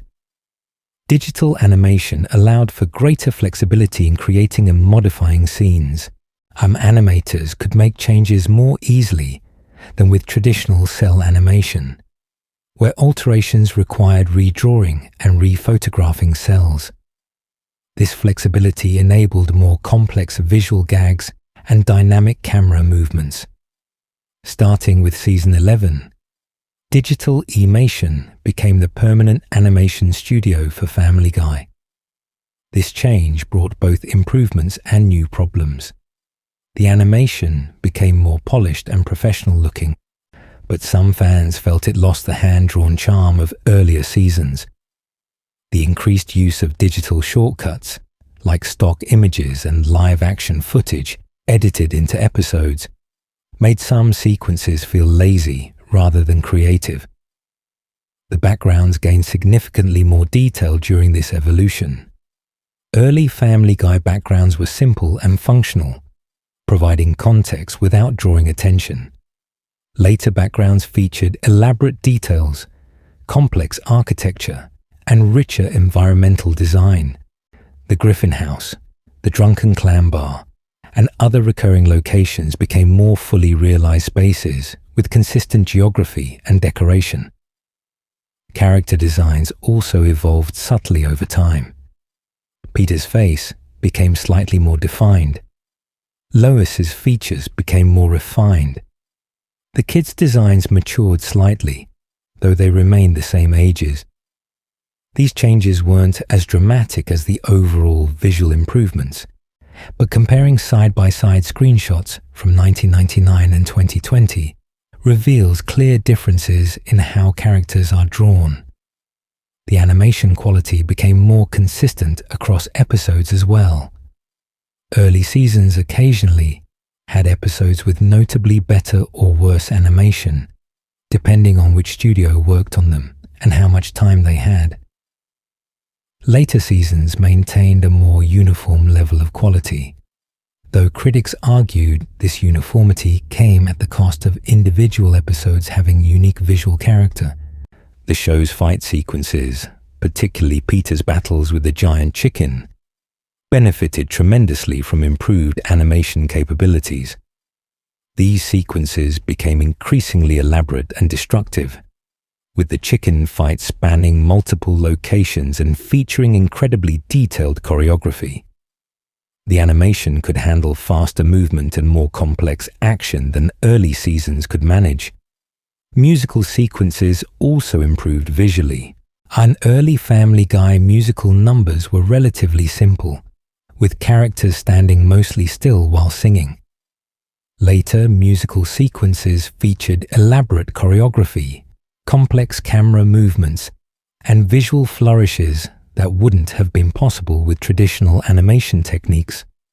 The show could create genuinely impressive musical productions that rivaled feature film quality. However, not all animation changes were positive, and some fans and critics noticed that later seasons featured stiffer character movements and less expressive facial animations. Characters sometimes barely blinked or moved while talking, creating an uncanny valley effect. The emphasis on keeping characters on model at all times reduced the creative, slightly off-model expressions that added personality to early episodes. The overuse of certain animation shortcuts also drew criticism. and episodes increasingly relied on extended sequences of live-action footage or stock images rather than actually animating content. The Conway Twitty gags were the most egregious example, but other episodes featured long sequences of real-world footage with minimal animation. This felt like the production team avoiding the work of actually creating animated content. The show did continue pushing boundaries with experimental animation styles. Various episodes featured sequences animated to resemble different media: anime, stop motion, Disney films, and more. The Road to the Multiverse episode showcased multiple distinct animation styles as Stewie and Brian traveled through different universes, each with its own visual aesthetic. The Disney-style sequence in Road to the Multiverse deserves special mention for its technical achievement. The production team hired veteran feature animation artists and studied classic Disney films to accurately recreate that style. The sequence wasn't a parody or caricature of Disney animation. It was a faithful recreation that demonstrated genuine respect for and understanding of the art form. The segment required a completely different production pipeline from the show's normal episodes. Other style break sequences showed similar dedication, and the anime-styled portions of episodes accurately captured the look and feel of Japanese animation. The stop-motion sequences successfully mimicked the distinctive aesthetic of shows like Robot Chicken. These ambitious visual experiments proved that the Family Guy production team had the talent and resources to create diverse, high-quality animation when they chose to. The transition to widescreen HD also affected composition and framing. Our early episodes were created for standard definition 4:3 aspect ratio televisions. Later episodes were composed for widescreen 16:9 displays. This gave animators more horizontal space to work with, allowing for different shot compositions and visual gags that wouldn't have worked in the older format. The color palette evolved as well. Early Family Guy used relatively muted colors that reflected the limitations of standard definition television and traditional animation techniques. Our later seasons featured much more vibrant, saturated colors that popped on modern HD screens. Some fans preferred the warmer, less harsh tones of early seasons, while others appreciated the visual punch of the updated palette. The show's special effects also improved dramatically. Explosions, water, fire, and other effects that looked simplistic in early seasons became much more detailed and realistic in the later episodes. This allowed for more spectacular visual gags and action sequences, and though it sometimes clashed with the show's cartoon aesthetic, voice acting and animation became more tightly synchronized in later seasons as well. Early episodes occasionally featured moments where lip sync was slightly off, or character movements didn't quite match the dialogue. Digital animation tools allowed for more precise matching of audio and visuals, creating a more polished final product. The evolution in animation quality reflected Family Guy's success and larger budgets. Early seasons were working with relatively limited resources, while later seasons had the financial backing to invest in better technology and more elaborate production. This allowed the show to stay visually current and competitive with other animated series. However, some critics argued that the visual improvements couldn't compensate for the decline in writing quality. A beautifully animated bad joke is still a bad joke, and the show's resources were being spent on making everything look slicker and more polished.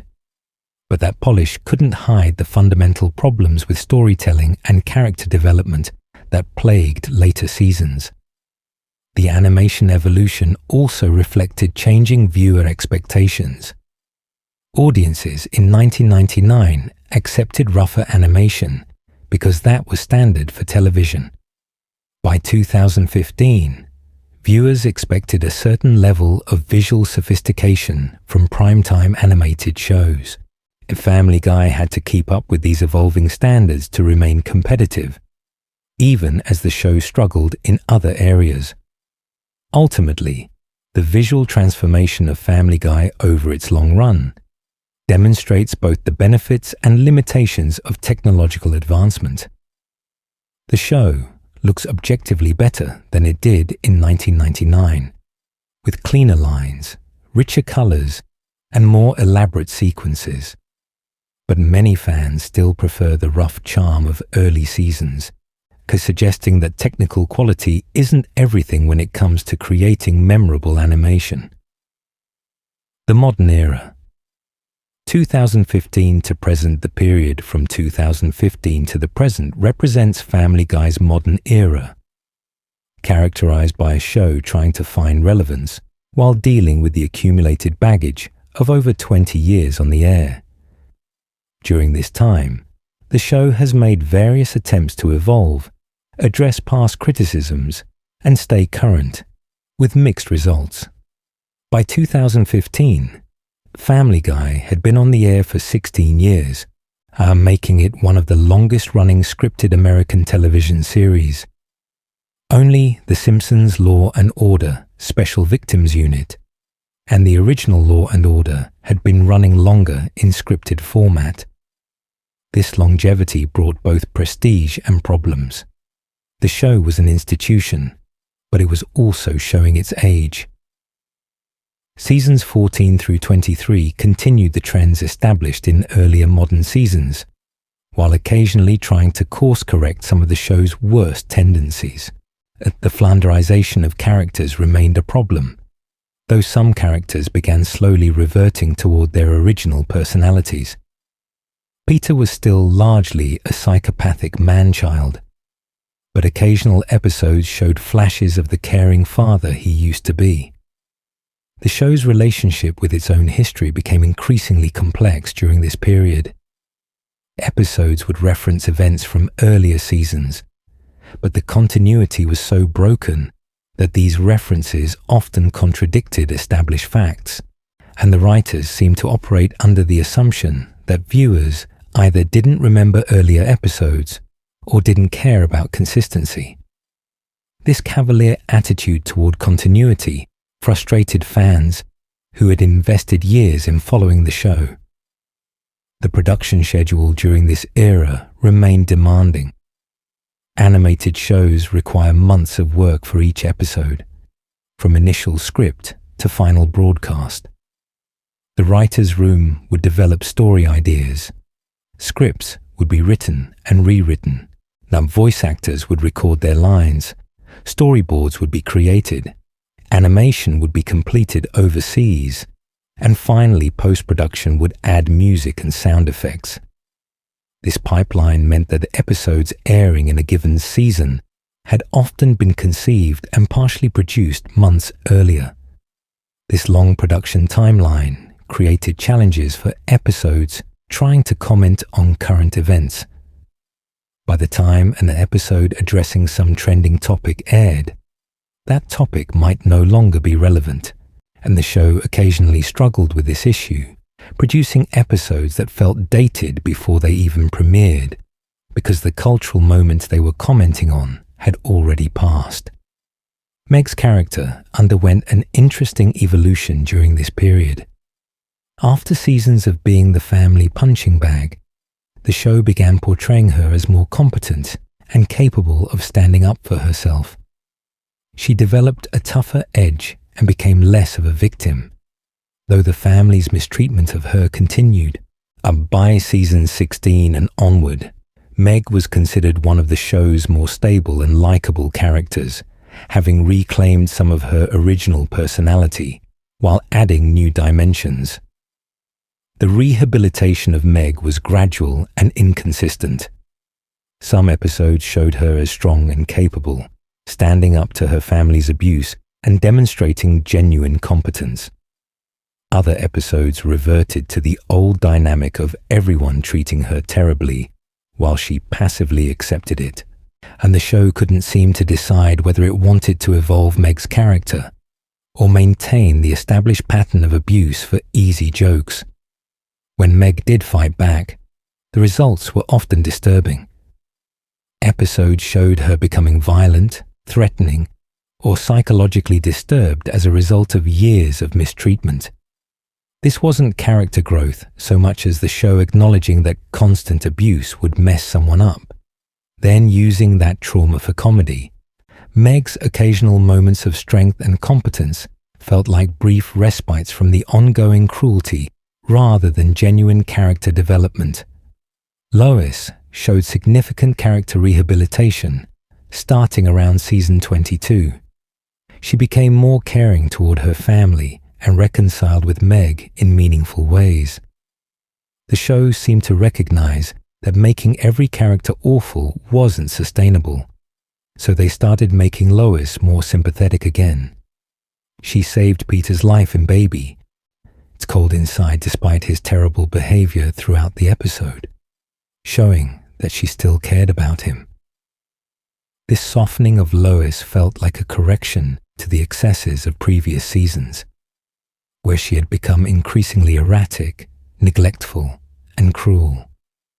The show had explored her dark past, her kleptomania, her infidelities, and her general dissatisfaction with her life to the point where she barely resembled the loving mother and wife from early seasons. Making her more sympathetic again was a welcome change, though it raised questions about why the show had gone so dark with her character in the first place. The modern era's Lois occupied a middle ground between the perfect housewife of season 1 and the disturbed criminal character of the worst later seasons. She could be loving and supportive in some episodes, while still showing the edge and complexity that had been added to her character over the years, and this balanced approach worked better than either extreme, suggesting that the show was capable of learning from its mistakes when it chose to. Brian remained inconsistent, oscillating between being a self-important jerk and showing glimpses of his original, more sympathetic personality. The show couldn't seem to decide whether Brian was meant to be a character audiences liked or someone they were supposed to find insufferable. This inconsistency made him difficult to watch, as you never knew which version of Brian would appear in a given episode. Some episodes presented Brian as a struggling writer with genuine aspirations and insecurities. He would show vulnerability, admit his flaws, and demonstrate real emotional depth. These episodes reminded viewers why Brian had been such an important character in early seasons. He served as the emotional anchor for the show, and the character who could articulate feelings and truths that other characters couldn't or wouldn't express. Other episodes portrayed Brian as an irredeemable hypocrite who preached progressive values while treating everyone around him terribly. He would exploit women, abandon friends, act superior while accomplishing nothing, and generally demonstrate that he was as bad as or worse than the people he criticized. These episodes seemed designed to make audiences hate Brian, punishing him for his pretensions and exposing him as a fraud.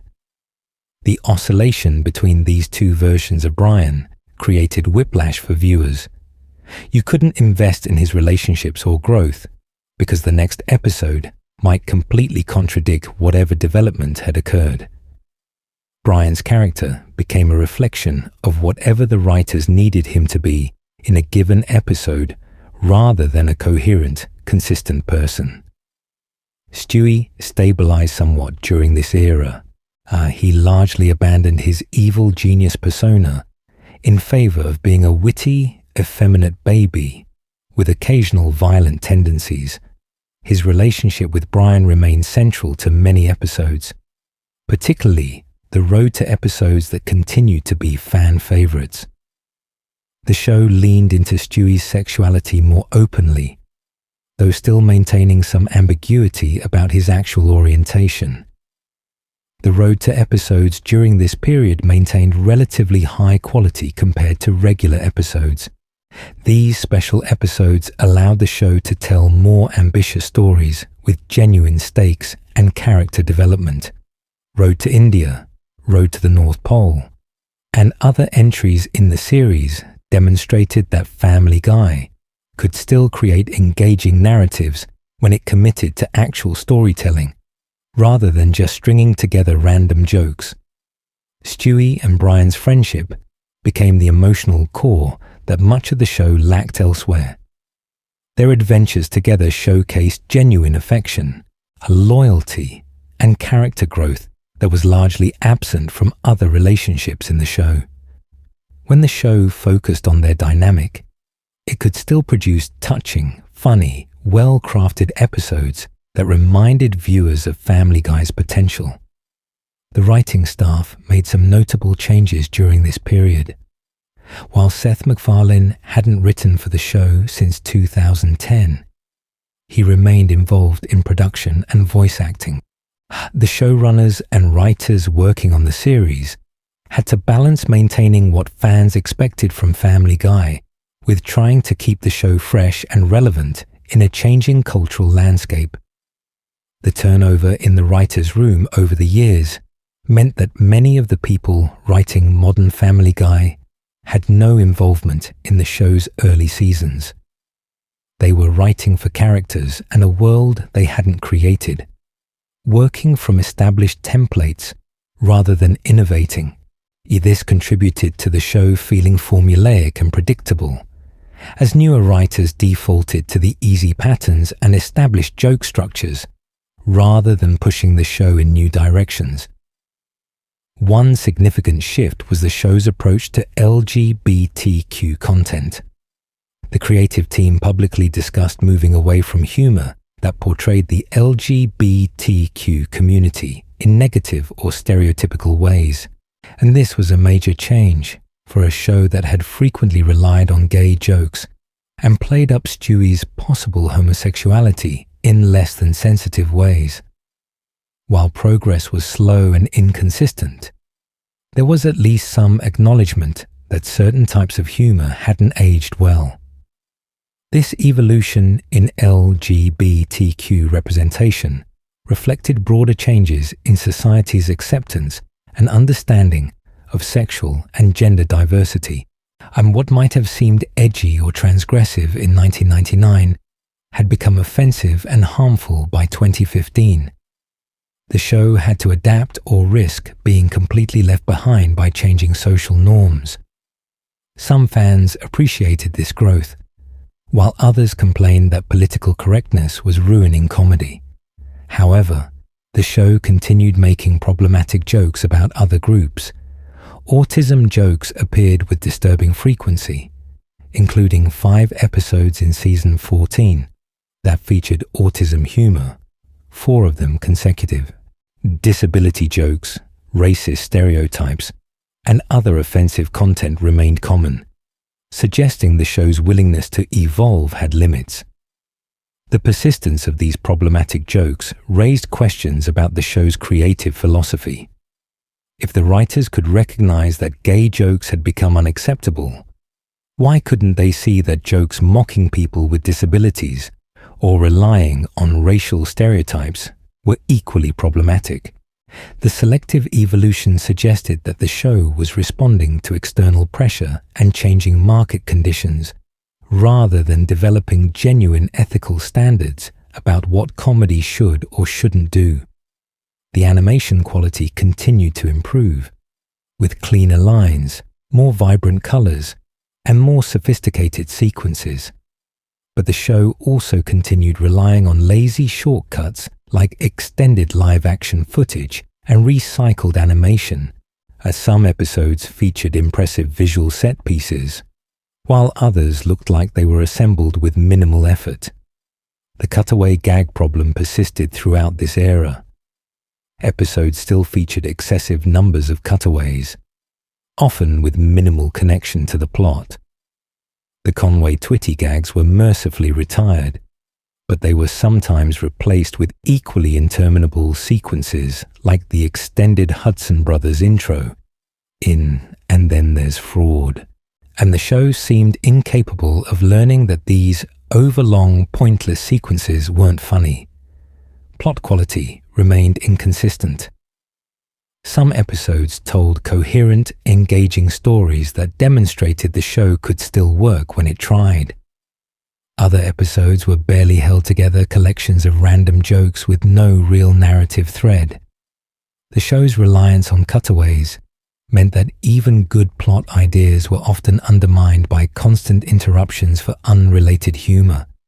The best modern episodes found ways to balance callbacks to the show's history with fresh ideas and genuine character moments.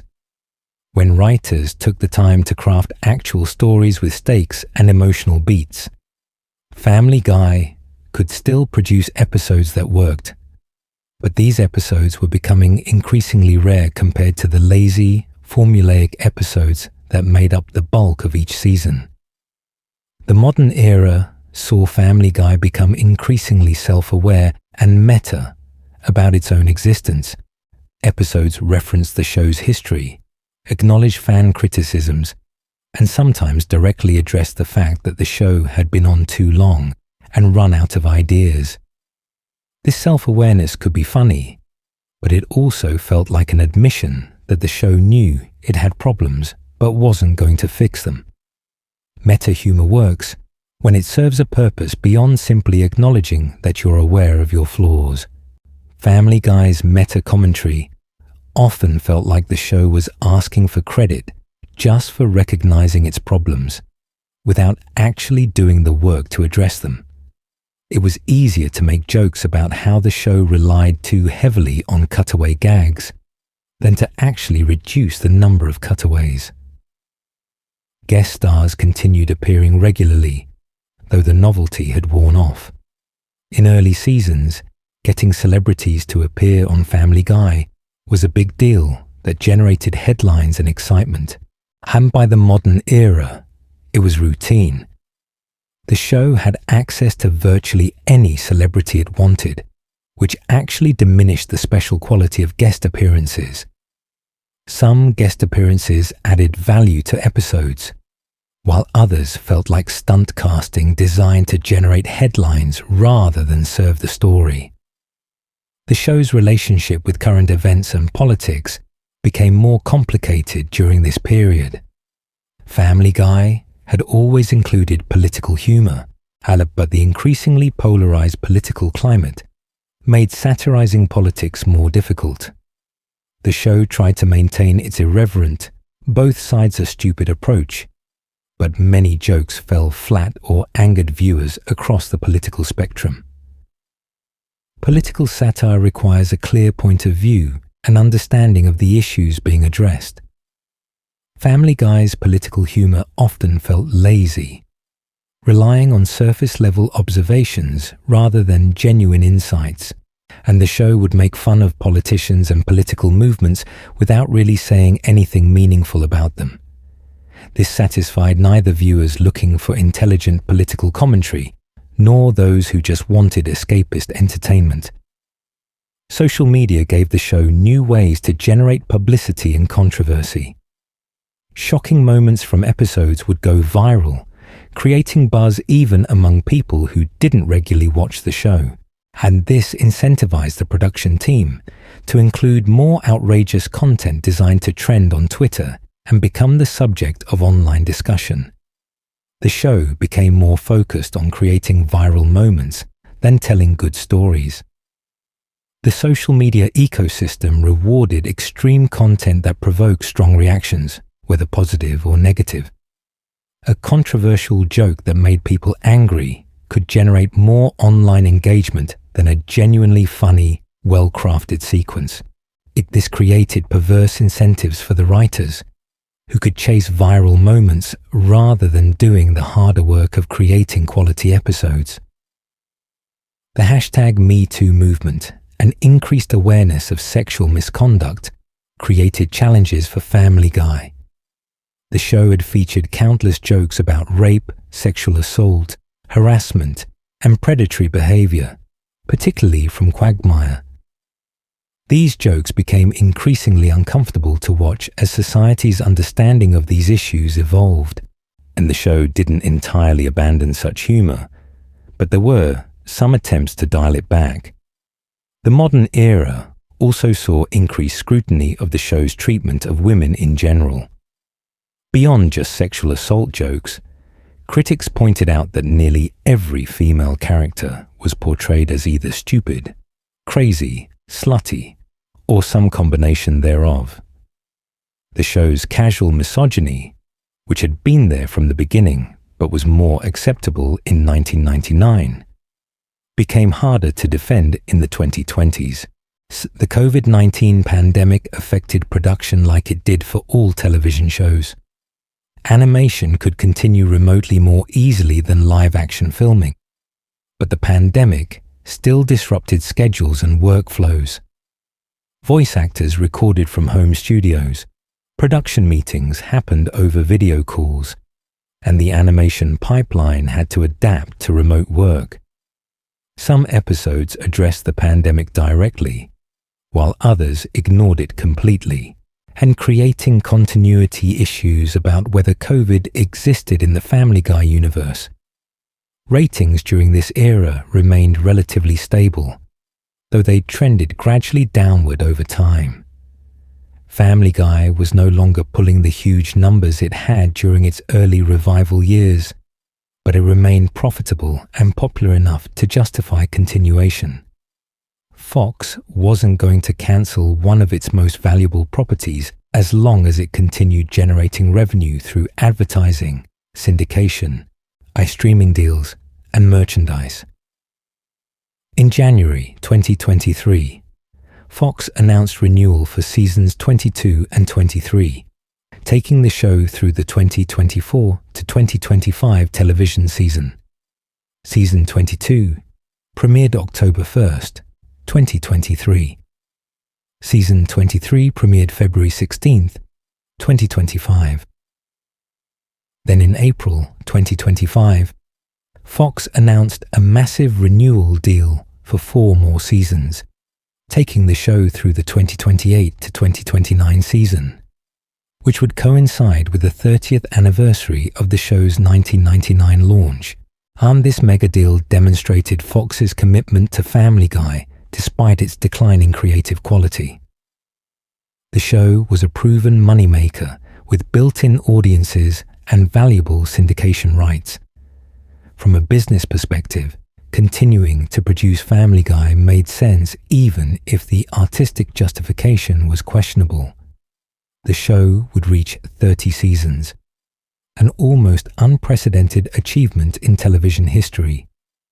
The modern era also saw Family Guy referenced and parodied by other shows more than ever, as South Park had famously criticized Family Guy in multiple episodes, most notably with the 2-part Cartoon Wars storyline that mocked the show's reliance on random cutaway gags.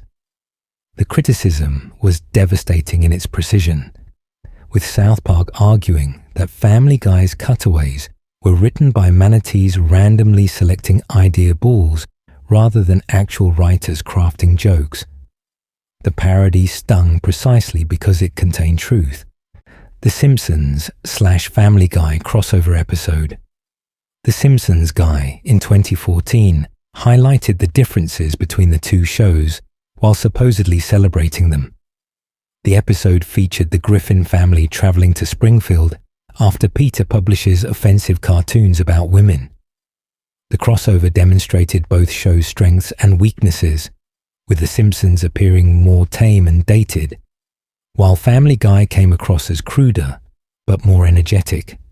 The crossover's most controversial moment involves Stewie making a rape joke about Marge Simpson in the promotional materials before the episode even aired. Tim Winter, president of the Parents Television Council, wrote to both Seth MacFarlane and Matt Groening, expressing concern about the joke. When interviewed by Entertainment Weekly, MacFarlane defended the joke as pretty funny, demonstrating the gulf between his sensibilities and critics' concerns about rape humor. And the differences between The Simpsons and Family Guy became even more apparent when viewed side by side. The Simpsons maintained more coherent storytelling with actual character growth and emotional depth, even in its later, weaker seasons. Family Guy prioritized jokes over story, sacrificing narrative coherence for comedic moments. Neither approach was inherently superior, but they appealed to different audiences looking for different things from animated comedy. Her merchandise and ancillary products continued to generate revenue during the modern era.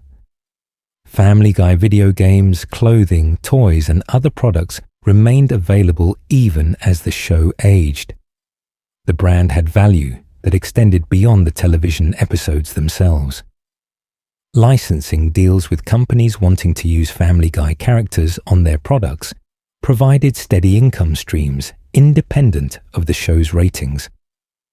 The DVD and Blu-ray market, which had been crucial to the show's revival, began declining during this era as streaming services became dominant. Physical media sales dropped across the entertainment industry, not just for Family Guy. This shift changed the economics of television production, as home video revenue that had once been significant became less important compared to streaming licensing deals. During this modern era, critical reception ranged from mixed to negative. A few critics were praising Family Guy the way they had during its early seasons or initial revival. Reviews often acknowledged that the show could still produce funny moments, but criticized the overall quality decline. The consensus was that Family Guy had long since peaked and was coasting on brand recognition and habit viewing. Major publications that reviewed Family Guy episodes typically gave them middling to poor scores, and the critical establishment had largely written off the show as past its prime, dedicating minimal attention to individual episodes. Only particularly controversial or notable episodes received substantial critical coverage, and that coverage was usually negative. Fan communities remained active online, though they were often split between those defending the show and those lamenting what it had become. Nostalgia for early seasons was common, with many fans re-watching the first 5 or 6 seasons, while largely ignoring everything after season 8 or 10.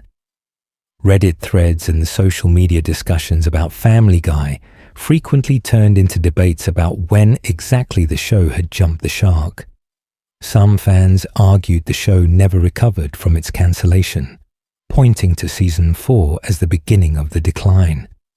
Others felt seasons 4 through 7 were still strong, with the real fall beginning in season 8.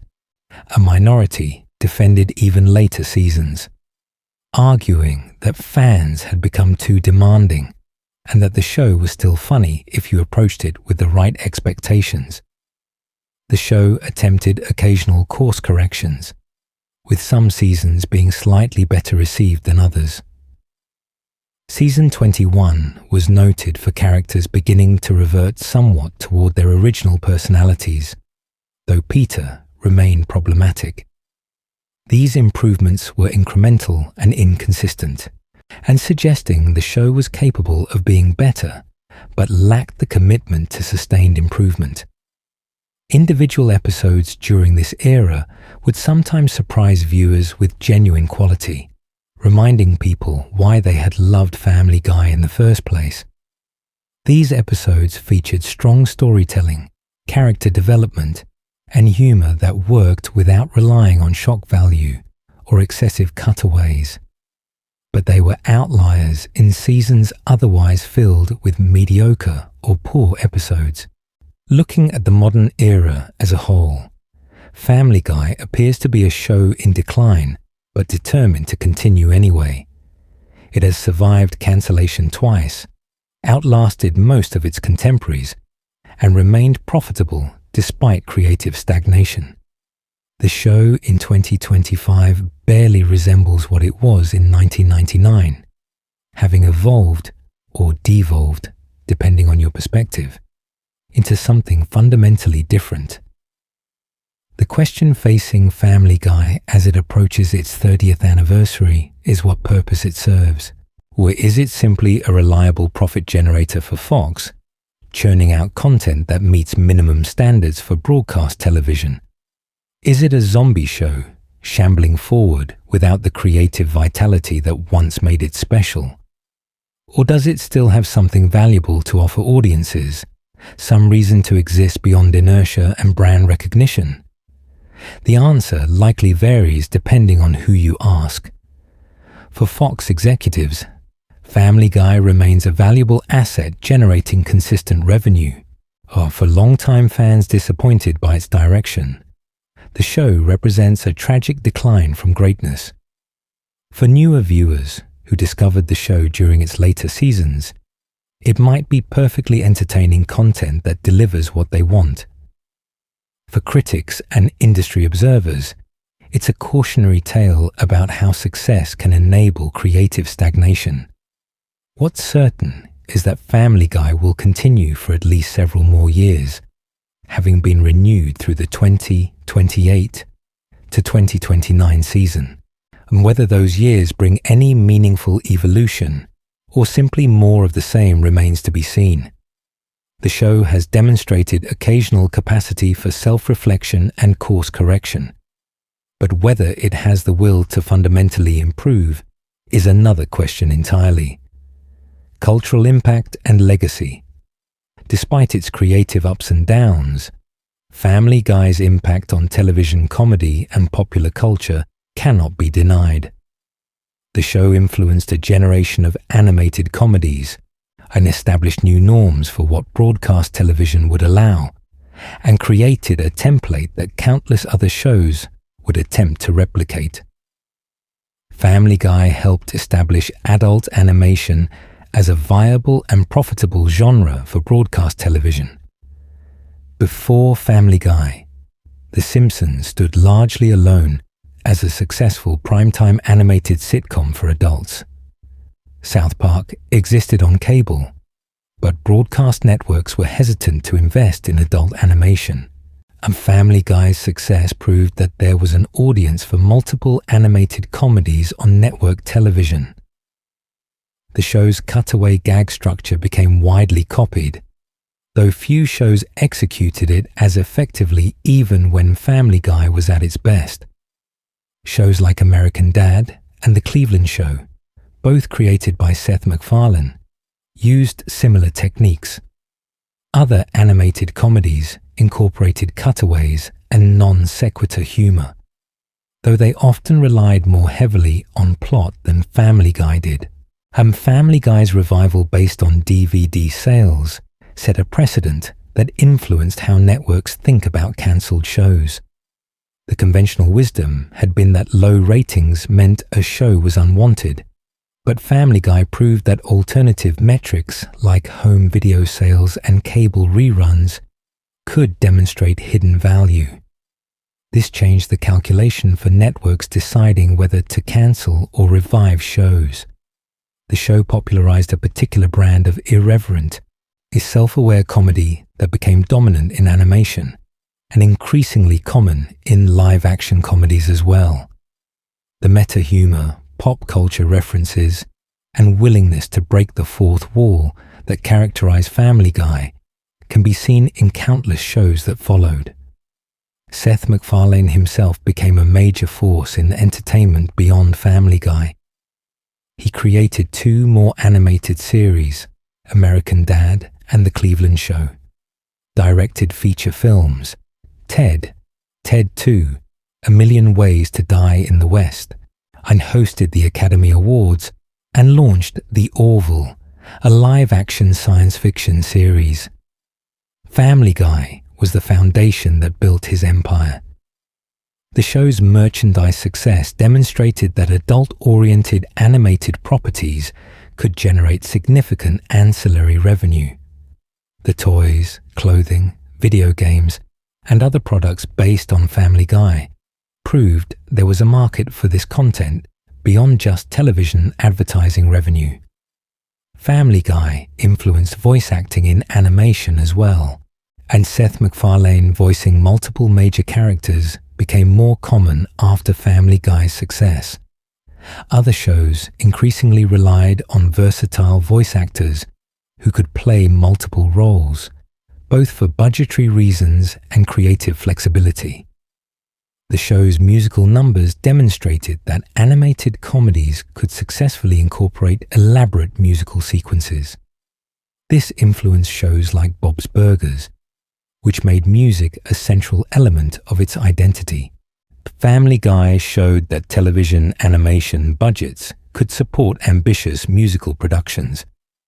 The controversy surrounding Family Guy shaped discussions about comedy, censorship, and what's appropriate for broadcast television.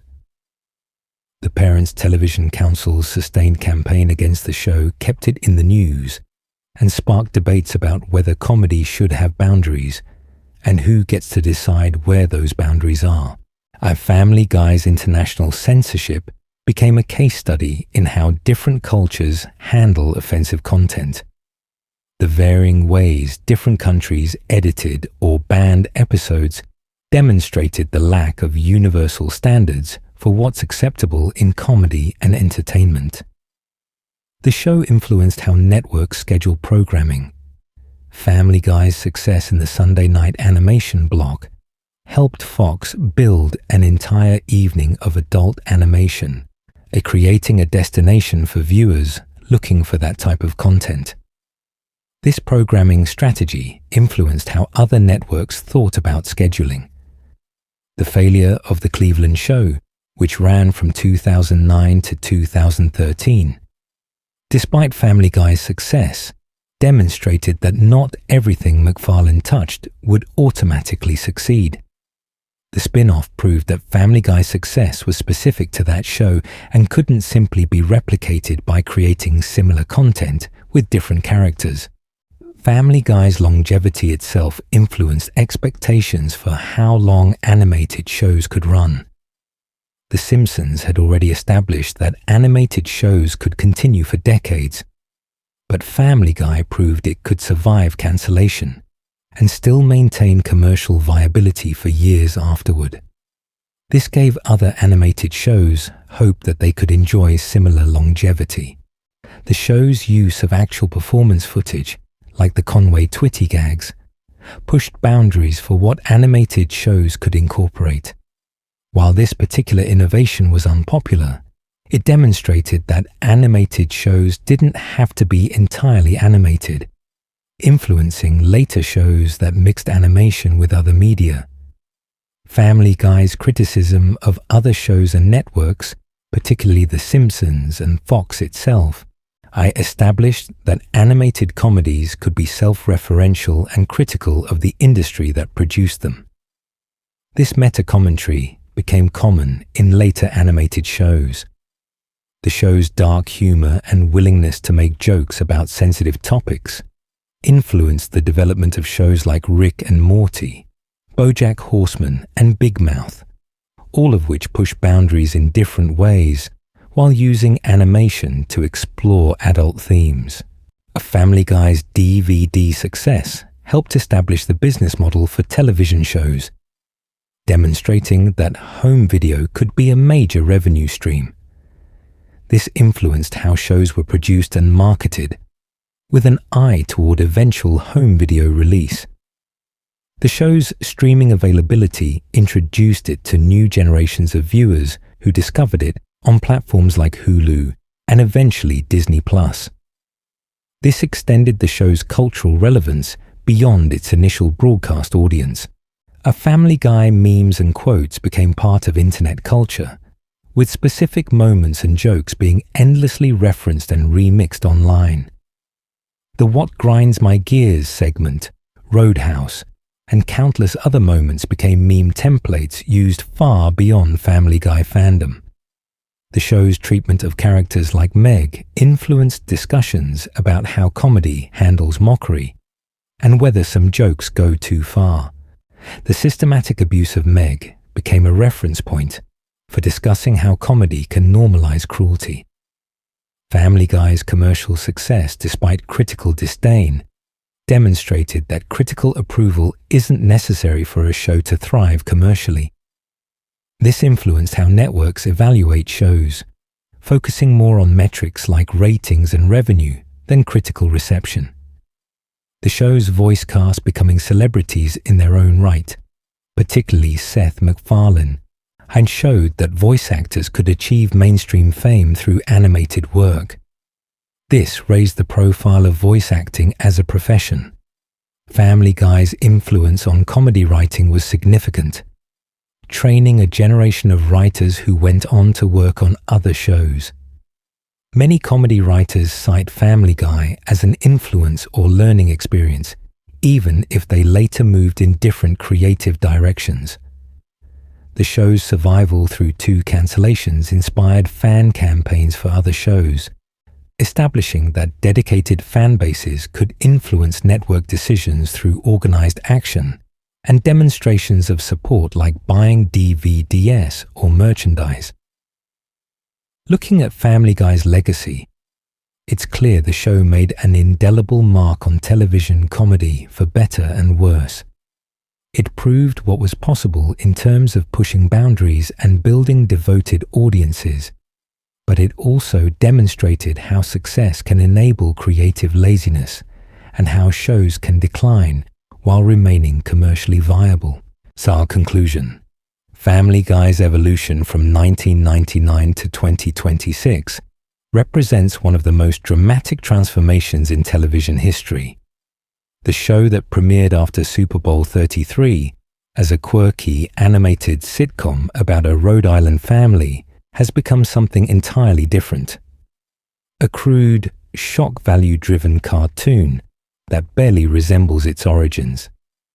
The early seasons showed promise, balancing edgy humor with heart and creating characters audiences genuinely cared about. The show's cancellation and subsequent revival based on DVD sales and Adult Swim success created one of television's greatest comeback stories.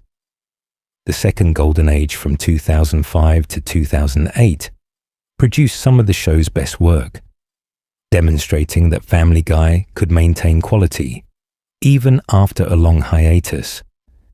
But the changes that began around season 8 transformed the show in ways that disappointed many longtime fans. The shift from satire to shock value, the flanderization of beloved characters, as the over-reliance on cutaway gags, and the decline in storytelling quality all contributed to a show that felt fundamentally different from what it had been. The animation improved even as the writing declined, creating a beautiful-looking show with little substance beneath the surface. The characters became caricatures of themselves, losing the nuance and relatability that made them appealing in the first place. The humor became meaner and cruder, and relying on graphic violence and offensive content rather than clever observations and satirical commentary. Yet Family Guy survived all this and continues to air new episodes in 2026, renewed through its 30th anniversary season. The show's commercial success, despite creative stagnation, demonstrates that quality isn't the only factor determining a show's viability. Brand recognition, habit viewing, and reliable audiences can sustain a show long after it stops being artistically relevant. Family Guy's legacy is complicated. It influenced television comedy significantly, proved that cancelled shows could return successfully, and helped establish adult animation as a viable genre for broadcast television. But it also demonstrated how shows can decline without being cancelled, how characters can be ruined through flanderization, and how success can enable laziness. For fans who discovered the show during its golden ages, Family Guy represents both what it was and what it became. The early seasons remain funny and rewatchable, demonstrating the show's potential and creative vision. The later seasons serve as cautionary tales about what happens when shows lose sight of what made them special in the first place. Family Guy completely changed over its long run, transforming from a clever, irreverent sitcom into a crude shock comedy vehicle. Whether you see this evolution as natural adaptation to changing times or tragic decline likely depends on when you started watching and what you valued most about the show. But either way, there's no denying that the Family Guy of 2026 is a completely different show from the one that premiered in 1999. Thanks for watching this deep dive into Family Guy's evolution. If you enjoyed this comprehensive look at how the show completely changed over the years, and make sure to hit that subscribe button and check out our other videos exploring the history and evolution of your favorite animated series. Drop a comment below sharing your thoughts on Family Guy's transformation and which era of the show you prefer. Until next time, keep exploring the fascinating world of animation.